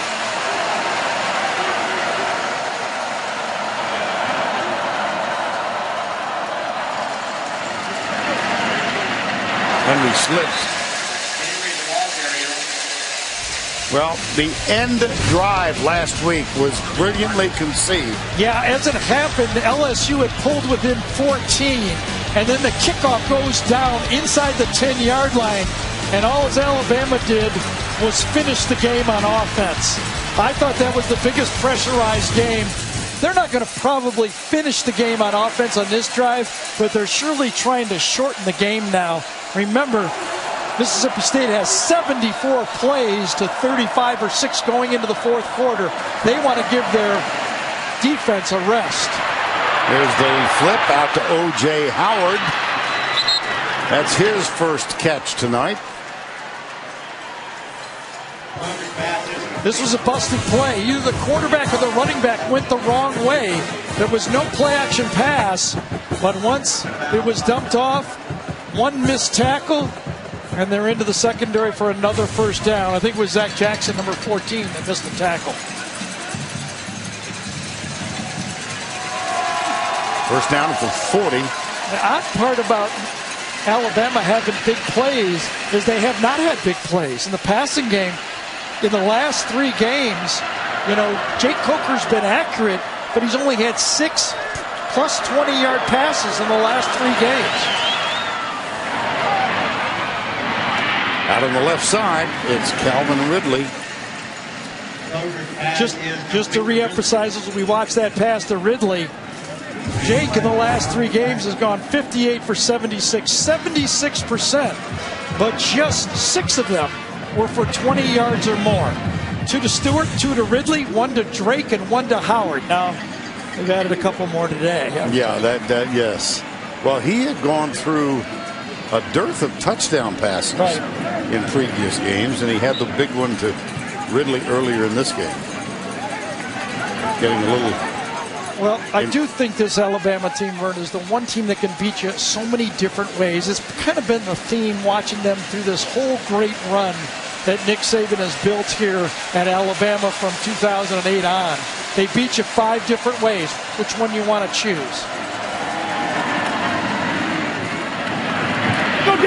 Henry still upright. Yeah, I thought that play was defended and he ran right through it. I don't even know if it was blocked correctly. He comes off the edge. Someone's standing right there to make the tackle, and he runs through 2 tackles again. I think at that time it was Richie Brown, 39, that had the angle and misjudged it. There's Richie Brown, only married member of the Mississippi State team, and his family, like so many others, so affected by Hurricane Katrina. They were away from their home for better than 6 months. Here's a pass almost intercepted. Richie Brown. There are occasions when you meet these young student athletes and you just go, gosh, here's a young man, Richie Brown. First of all, he's worn a beard since he was 16.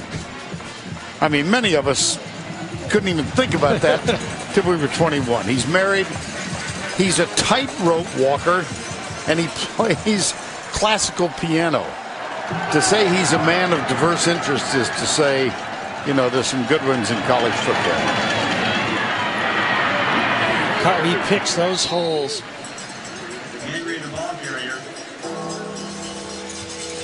Now he's got, as if I understand all this, Fear the Beard, a Twitter account. I don't know if he did it, but we did meet his wife last night. I asked her, have you ever seen Richie without a beard? She paused. Nope. Never seen him without a beard. Well, and one more. Richie told us this story. When Coach Mullen came to recruit him, they walked into the locker room, and Mullen said to Richie Brown, "Hey, Coach, have you met Richie Brown?" Oh, gosh. Nothing there. No. Good defense. Allie, help us out.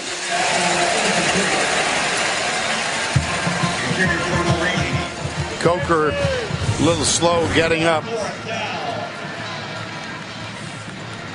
Hit by J.T. Gray and Richie Brown. Richie Brown wearing number 39.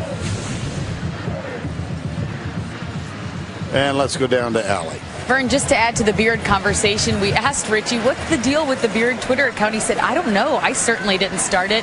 He said, I've been told that it's just one of the students here, a fan on campus. I know nothing about it. So there's somebody out there that loves his beard that much they created their own account for it. Blocked. Griffith.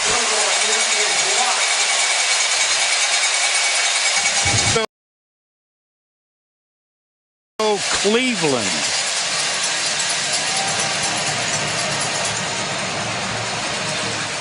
Number 7. Was it 7 or was it inside?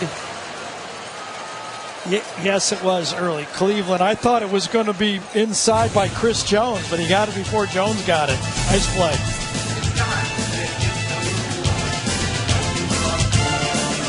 Well, we had a scoreless first quarter, led in large part by plays like this. This was Prescott, stopped short.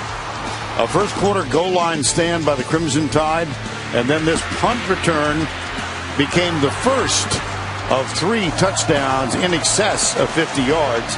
This was Ridley. Cyrus Jones with the punt return. Ridley with another one, and then he had been so quiet, had Derrick Henry, but not for long. 74 yards, and tough news for Alabama. Their running back Kenyon Drake, apparently, according to Nick Saban, broke his right arm on that kickoff coverage. And Dak Prescott has gone down 9 times. That is a career high. Now, Coker. Yeah, he got hit on that last pass play, and they were reaching under his, I thought it was his right shoulder. And Allie's going to get into that tent today. I'm pretty sure she'll get it. Just ask Nick. Nick will let her in, don't you think?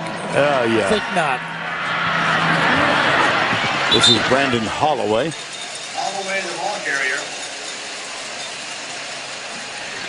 Well, they have not allowed a touchdown in the fourth quarter thus far this year. They've only allowed 12 points in the fourth quarter. But first they need to score. Yes. And that's not helpful. Tony Brown defending. Well, the thing is, Mika Fitzpatrick goes down for an injury, so they bring in another 5-star corner, Tony Brown. You know, that last drive by Alabama was 7 minutes, 6 minutes, 57 seconds. They did not get any points, but it was effective. With all the plays Mississippi State had, that defense really needed a blow. Here's Prescott. Incomplete. And yeah, what do you do? 4th and 4. One of the managers went down. What do you think? I think you got to go for it, don't you? There's 9 minutes left. Well, Cyrus Jones is back at the 40 in case the punt. Here's Coker back. Cooper Bateman was warming up just a moment ago. I don't know. No? Oh, I'd go for it. Yep. Maybe they got a fake punt. Alabama's playing defense safe.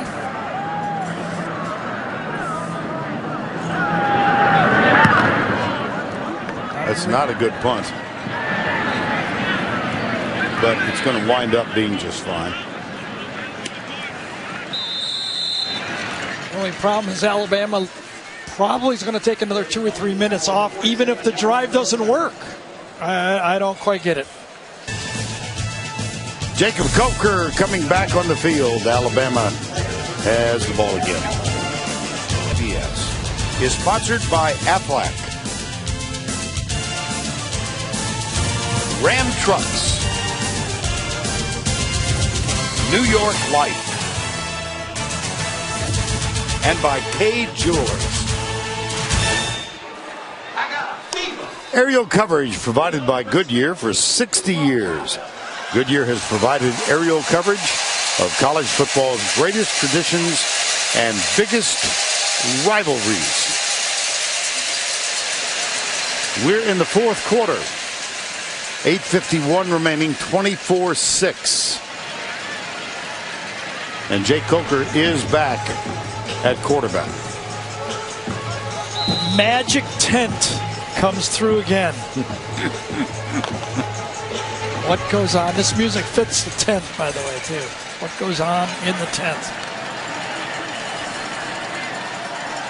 First down 10. Bit of a high snap. Watch out. Oh, so close. Brandon Bryant, number 20. Brandon Bryant was injured on the one long run, was not in the game. It would have been nice to get a tackle just like that, or it wouldn't have been a big, long touchdown run. Now here's Nicewinder. Here's Bryant. He's good to watch. Had a great game against LSU. Yes. Nicewinder's number 46.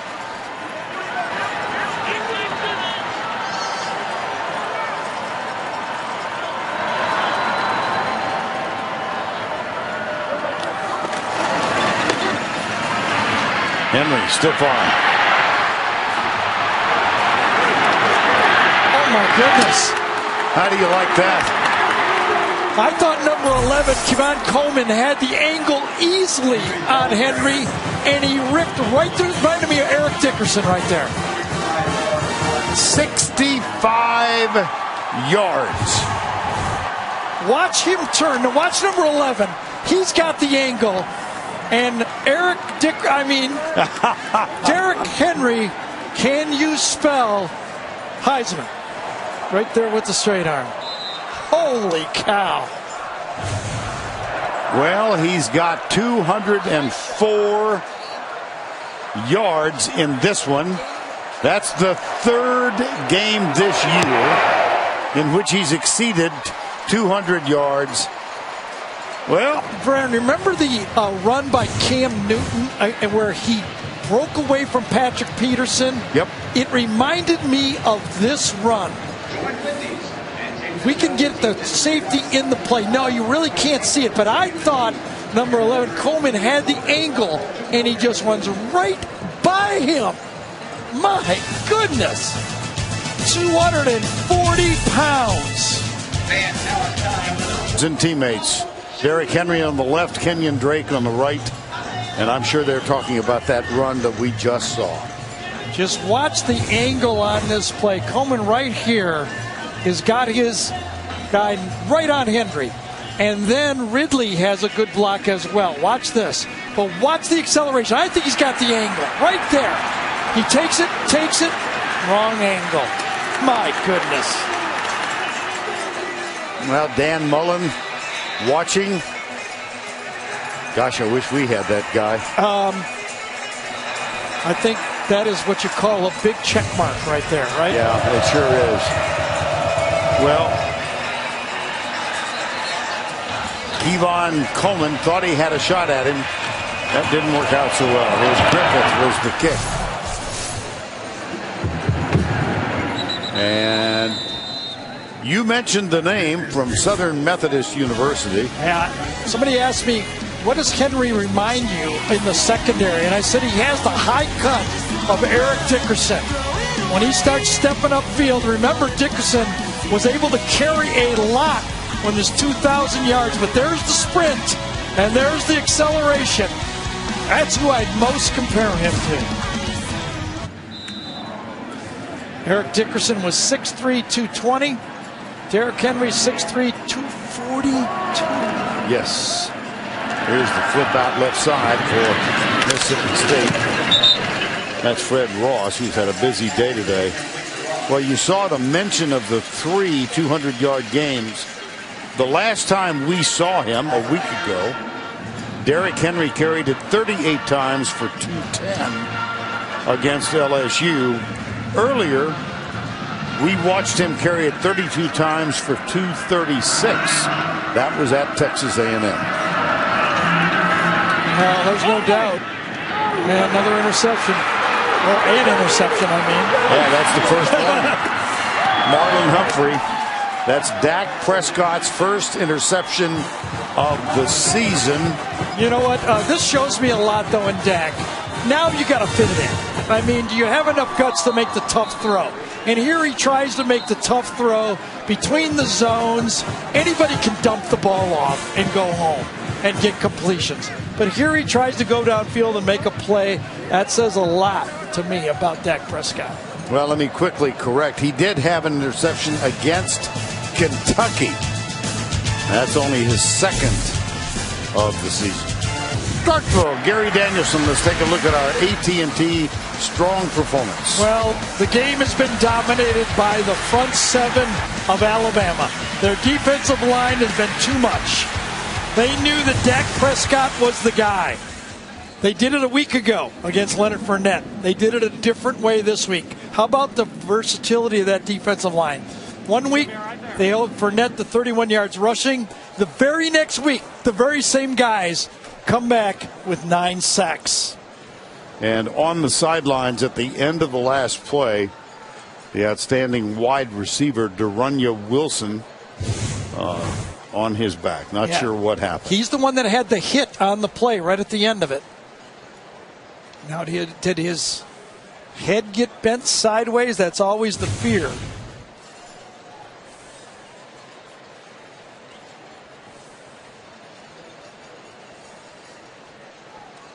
The medical staff at Mississippi State. And that's Dan Mullen looking over in the white coat as well. Right.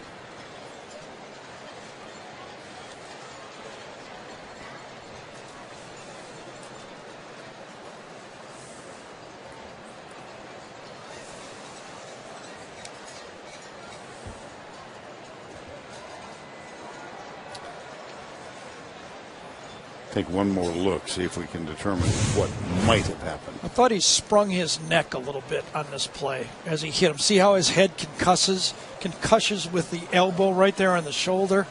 And he bent it to the side. I think that's the play right there. That's the injury. Hopefully he just went numb for a couple seconds and he's fine, but they have to take extreme caution in the situation. We will step aside.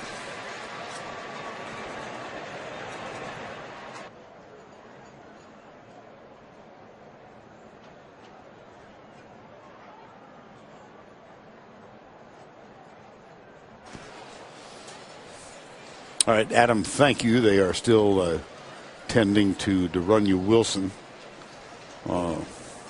Card has come out, and he is in a sitting position. I think that's good that he's sitting up. They would not do that if there was a serious spine injury or neck injury like that. They'd take him off a different way. So perhaps a bit of good news, long term at least. Mm-hmm.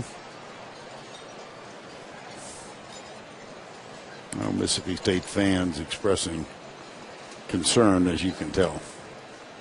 Nick Saban came over, standing next to Dan Mullen.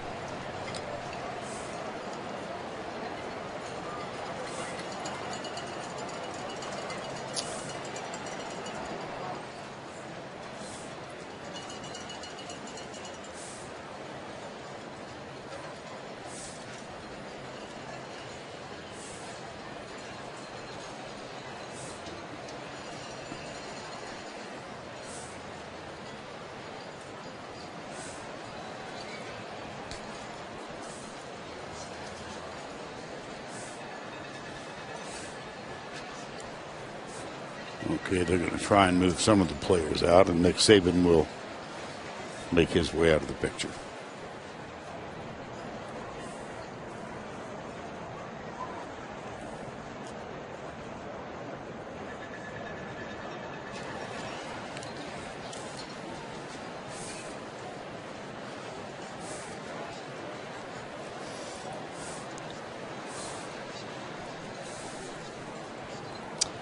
Well, excuse me for Vern, for Georgia and Mark Richt, since the world was ending, as we going to peek at the Eastern standings, Florida obviously has won.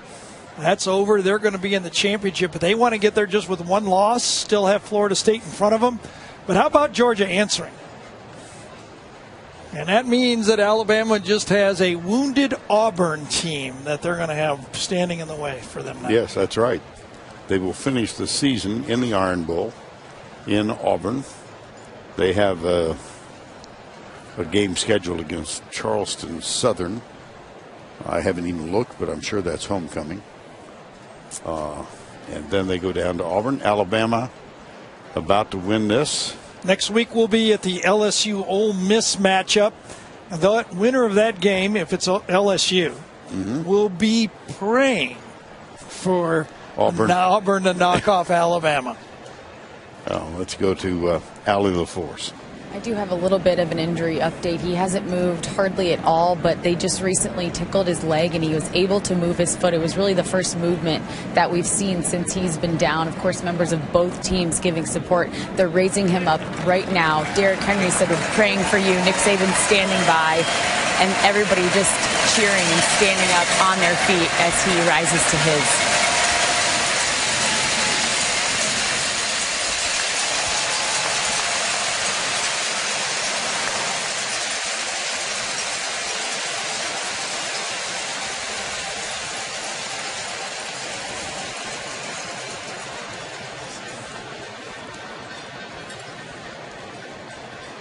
Well, the understandably concerned fans remain attentive in the stands. Yep, that's good news. Sure is. These players risk their careers and sometimes even their life on any play in playing football like that, and that was a dangerous one. Now as I look out on the field, I better not see Derrick Henry. He's got his over 200 yards. Remember, Kenyon Drake has been injured. I think it's now time to give Damian Harris a few carries and get another back ready for the Iron Bowl. Remember, they've got a game in between that they can feature Damian Harris, but Henry doesn't need any more carries in this game.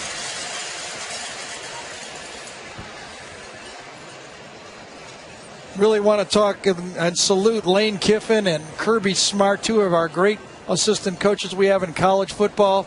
Let's start with Lane a little bit, Vern. All the stuff that's happened to Lane, and, his past and always is brought up. I think he's learned a lot from Nick Saban. We were talking to him a couple weeks ago. What has Lane learned? He says, he's a brilliant guy. He's got a great mind. He can call plays, but he's learned to coach everybody now. He's learned to bring everybody along, and you can't argue with the success he's had with this Alabama team. And Kirby Smart, as we watch Wilson go off the field to the crowd cheering, I think Kirby Smart is one of the best college football coaches we have in this game, and he's ready to get a head coaching job as well.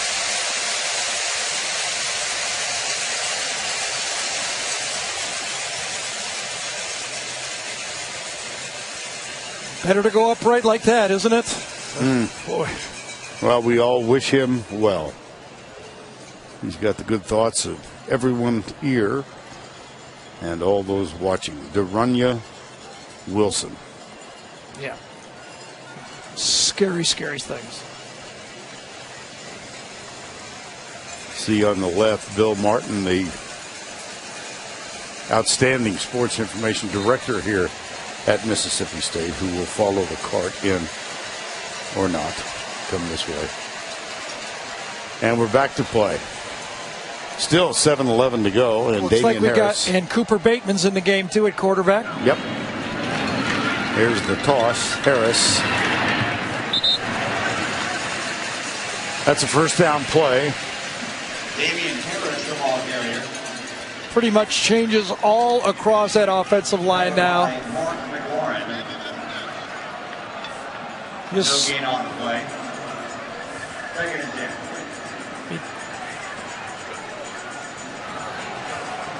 the only way Henry gets in there is if he sneaks in. There's no way they're going to let him in. Or if they decide to use him on punt coverage. How far? Yes, exactly. How far do you think Jay Coker has come since the beginning of this year? Oh, my gosh. To right now. Vern told the story about him not starting that Ole Miss game. That really was the turning point for him. Well, they started Cooper Bateman, and Bo Scarborough is in right now, number 9. That's only his third carry of the year. Yeah. There's Jacob Coker. And he told us, remember how he got, I'm going to use him, he got irritated. He did. When he didn't start. And he came on and really, by the nature of his play in that loss to Ole Miss, grabbed control of this. He did, and I thought game. the A&M game was huge for him. When he started running and playing physical, he really won the team over. Well, Scarborough is also important because of an injury. We've seen it with these running backs. It can be any play. They're going to need somebody else as well. Scarborough, a very highly thought of back who's been injured, now starting to get healthy. Here's Damian Harris, number 34. Well, Gary's mentioned the fact that our SEC on CBS gang will head to Oxford, Faulkner country, and we'll have LSU at Ole Miss, 3:30 Eastern time next Saturday. It will all begin with the Auto Trader College football today. Next Saturday at 3 o'clock. Anytime we go to Oxford, we all hope we get to see Archie and Olivia. Smartest guy in the world. He left the committee the first one to leave. Mississippi State, Dan Mullen. They've got games at Arkansas. They host Ole Miss, and they could win a bowl game. They still could get to 10 wins this year. Yep. Move on to it. Yes. Well, Dan Mullen grew up in Manchester, New Hampshire.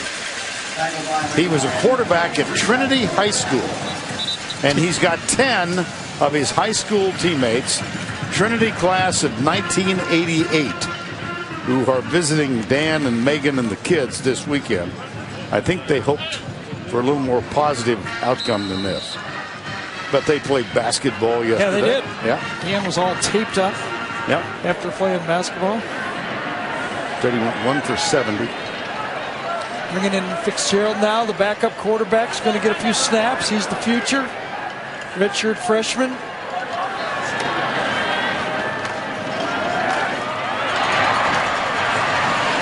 Nick Fitzgerald played in an option offense in high school. 13-yard gain. Not really hugely recruited. Very typical of a Mississippi State football player. But Dan, and actually we talked to Dak about Fitzgerald yesterday. He said he's got a really bright future. The handoff right side.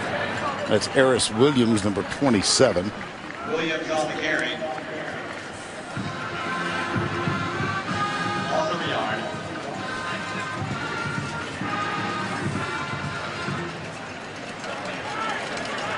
Clock now at 4:05.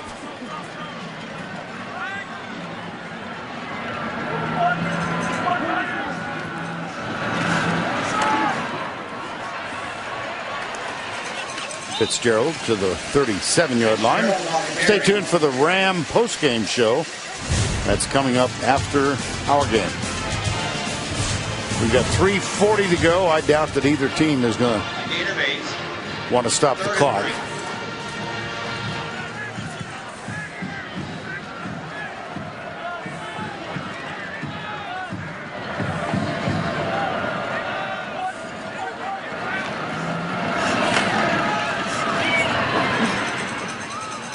That may be enough for a first down. Nick Fitzgerald. You know, going back, just thinking about that first drive by Mississippi State when they got down there in that red zone and could not push it in. Right. Oh, that first stop, when you think about it, we talked about it. You know, Alabama, we figured they're going to score 24 to 35 points. Mississippi State cannot score points against Alabama, cannot produce points. I said they wanted a Big 12 score. They didn't get it. No. Fitzgerald brought down. Dalvin Tomlinson. Well, this was close to being another sack. Was it behind the line of scrimmage? 1-yard gain. Second down and 9. Let's see if they give him another sack. Yes, they did. No, they didn't. Got across the line of scrimmage, so it was not.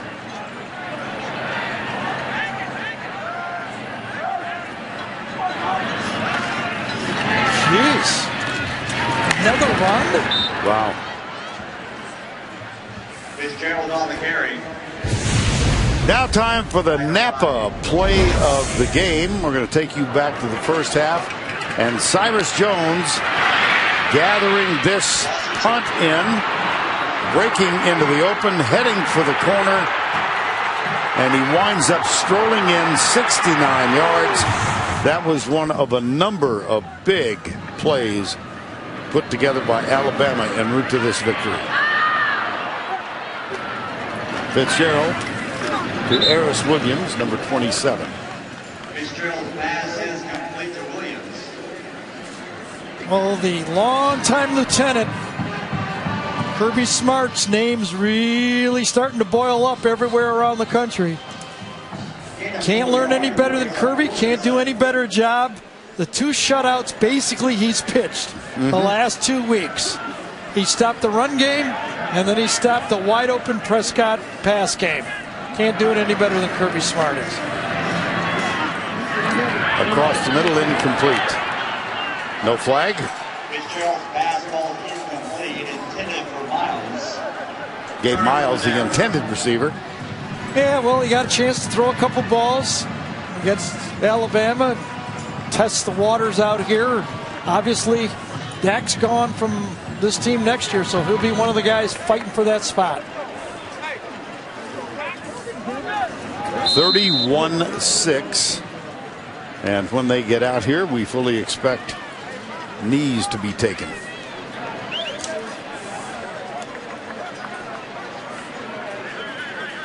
I'm not sure. I would think that they would run the backups and give Damian Harris a few chances to, again. Well, you're right. Which one of us played 13 years in the NFL? No, I could have been wrong. I'm just saying, maybe now they'll do it, but I just think he's got backup offensive linemen in, he's got a backup quarterback, he lost his running back probably for the year. He wants his other guys to get a little taste of action. I don't see anything wrong with this. You're thinking Auburn now. Sure.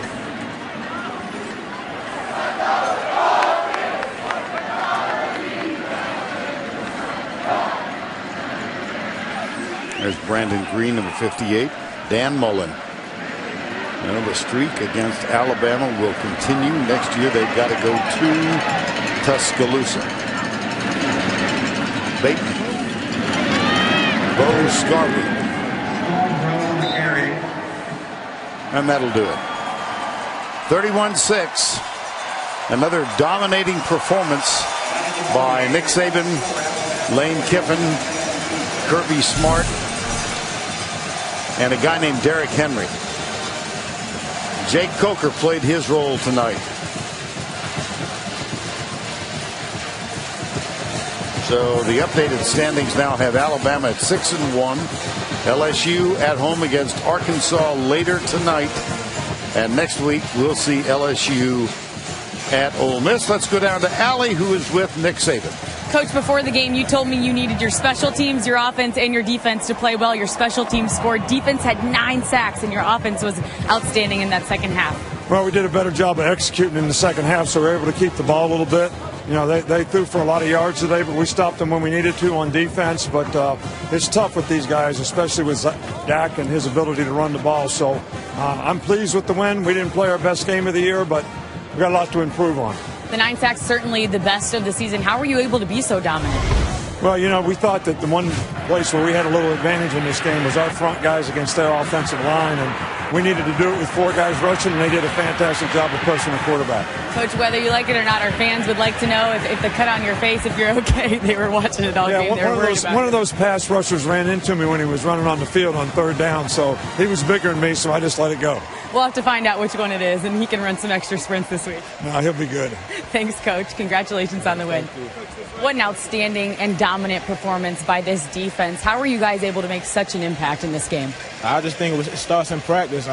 We pride ourselves on getting better each week and just focusing on communication every time we step on the field. And I think we executed well tonight. Everybody did their job. Of course, we gave up plays, but I think overall it was a good performance. This team just continues to get better each week. How are you able to do that? Like I said, just in practice, our coaches stay on us, just not tolerating mediocrity, just coming out there and try to play to our standard every time we step on the field, and I think we put on a good performance tonight. Your punt return for the touchdown really got things going for this team. Take us through it. It was we actually caught a block, so I just judged the ball. I saw that they were held up pretty good, and we had them blocked, so I just tried to make a play, just like any time I do on punt return. So it was just a great job by the whole unit. Is this team good enough to win a national championship? I think as long as we keep it going, we keep improving. The sky's the limit for us. I don't think it's no ceiling for our team. Congratulations on the win. Appreciate it. Well, I thought this was going to be a close game, Vern. I really did. And I think Mississippi State, when they weren't able to score, and then getting those haymakers, the way they got them, I think the way Alabama scored shocked Mississippi State, and they could never recover. Reuben Foster helps celebrate Alabama. One blemish for the season. They've atoned for that in numerous ways. For Gary Danielson and Allie LaForce, I'm Vern Lundquist saying so long from Starkville with the final score, Alabama 31, Mississippi State 6. The Ram postgame show up next after these messages and a word from your local station.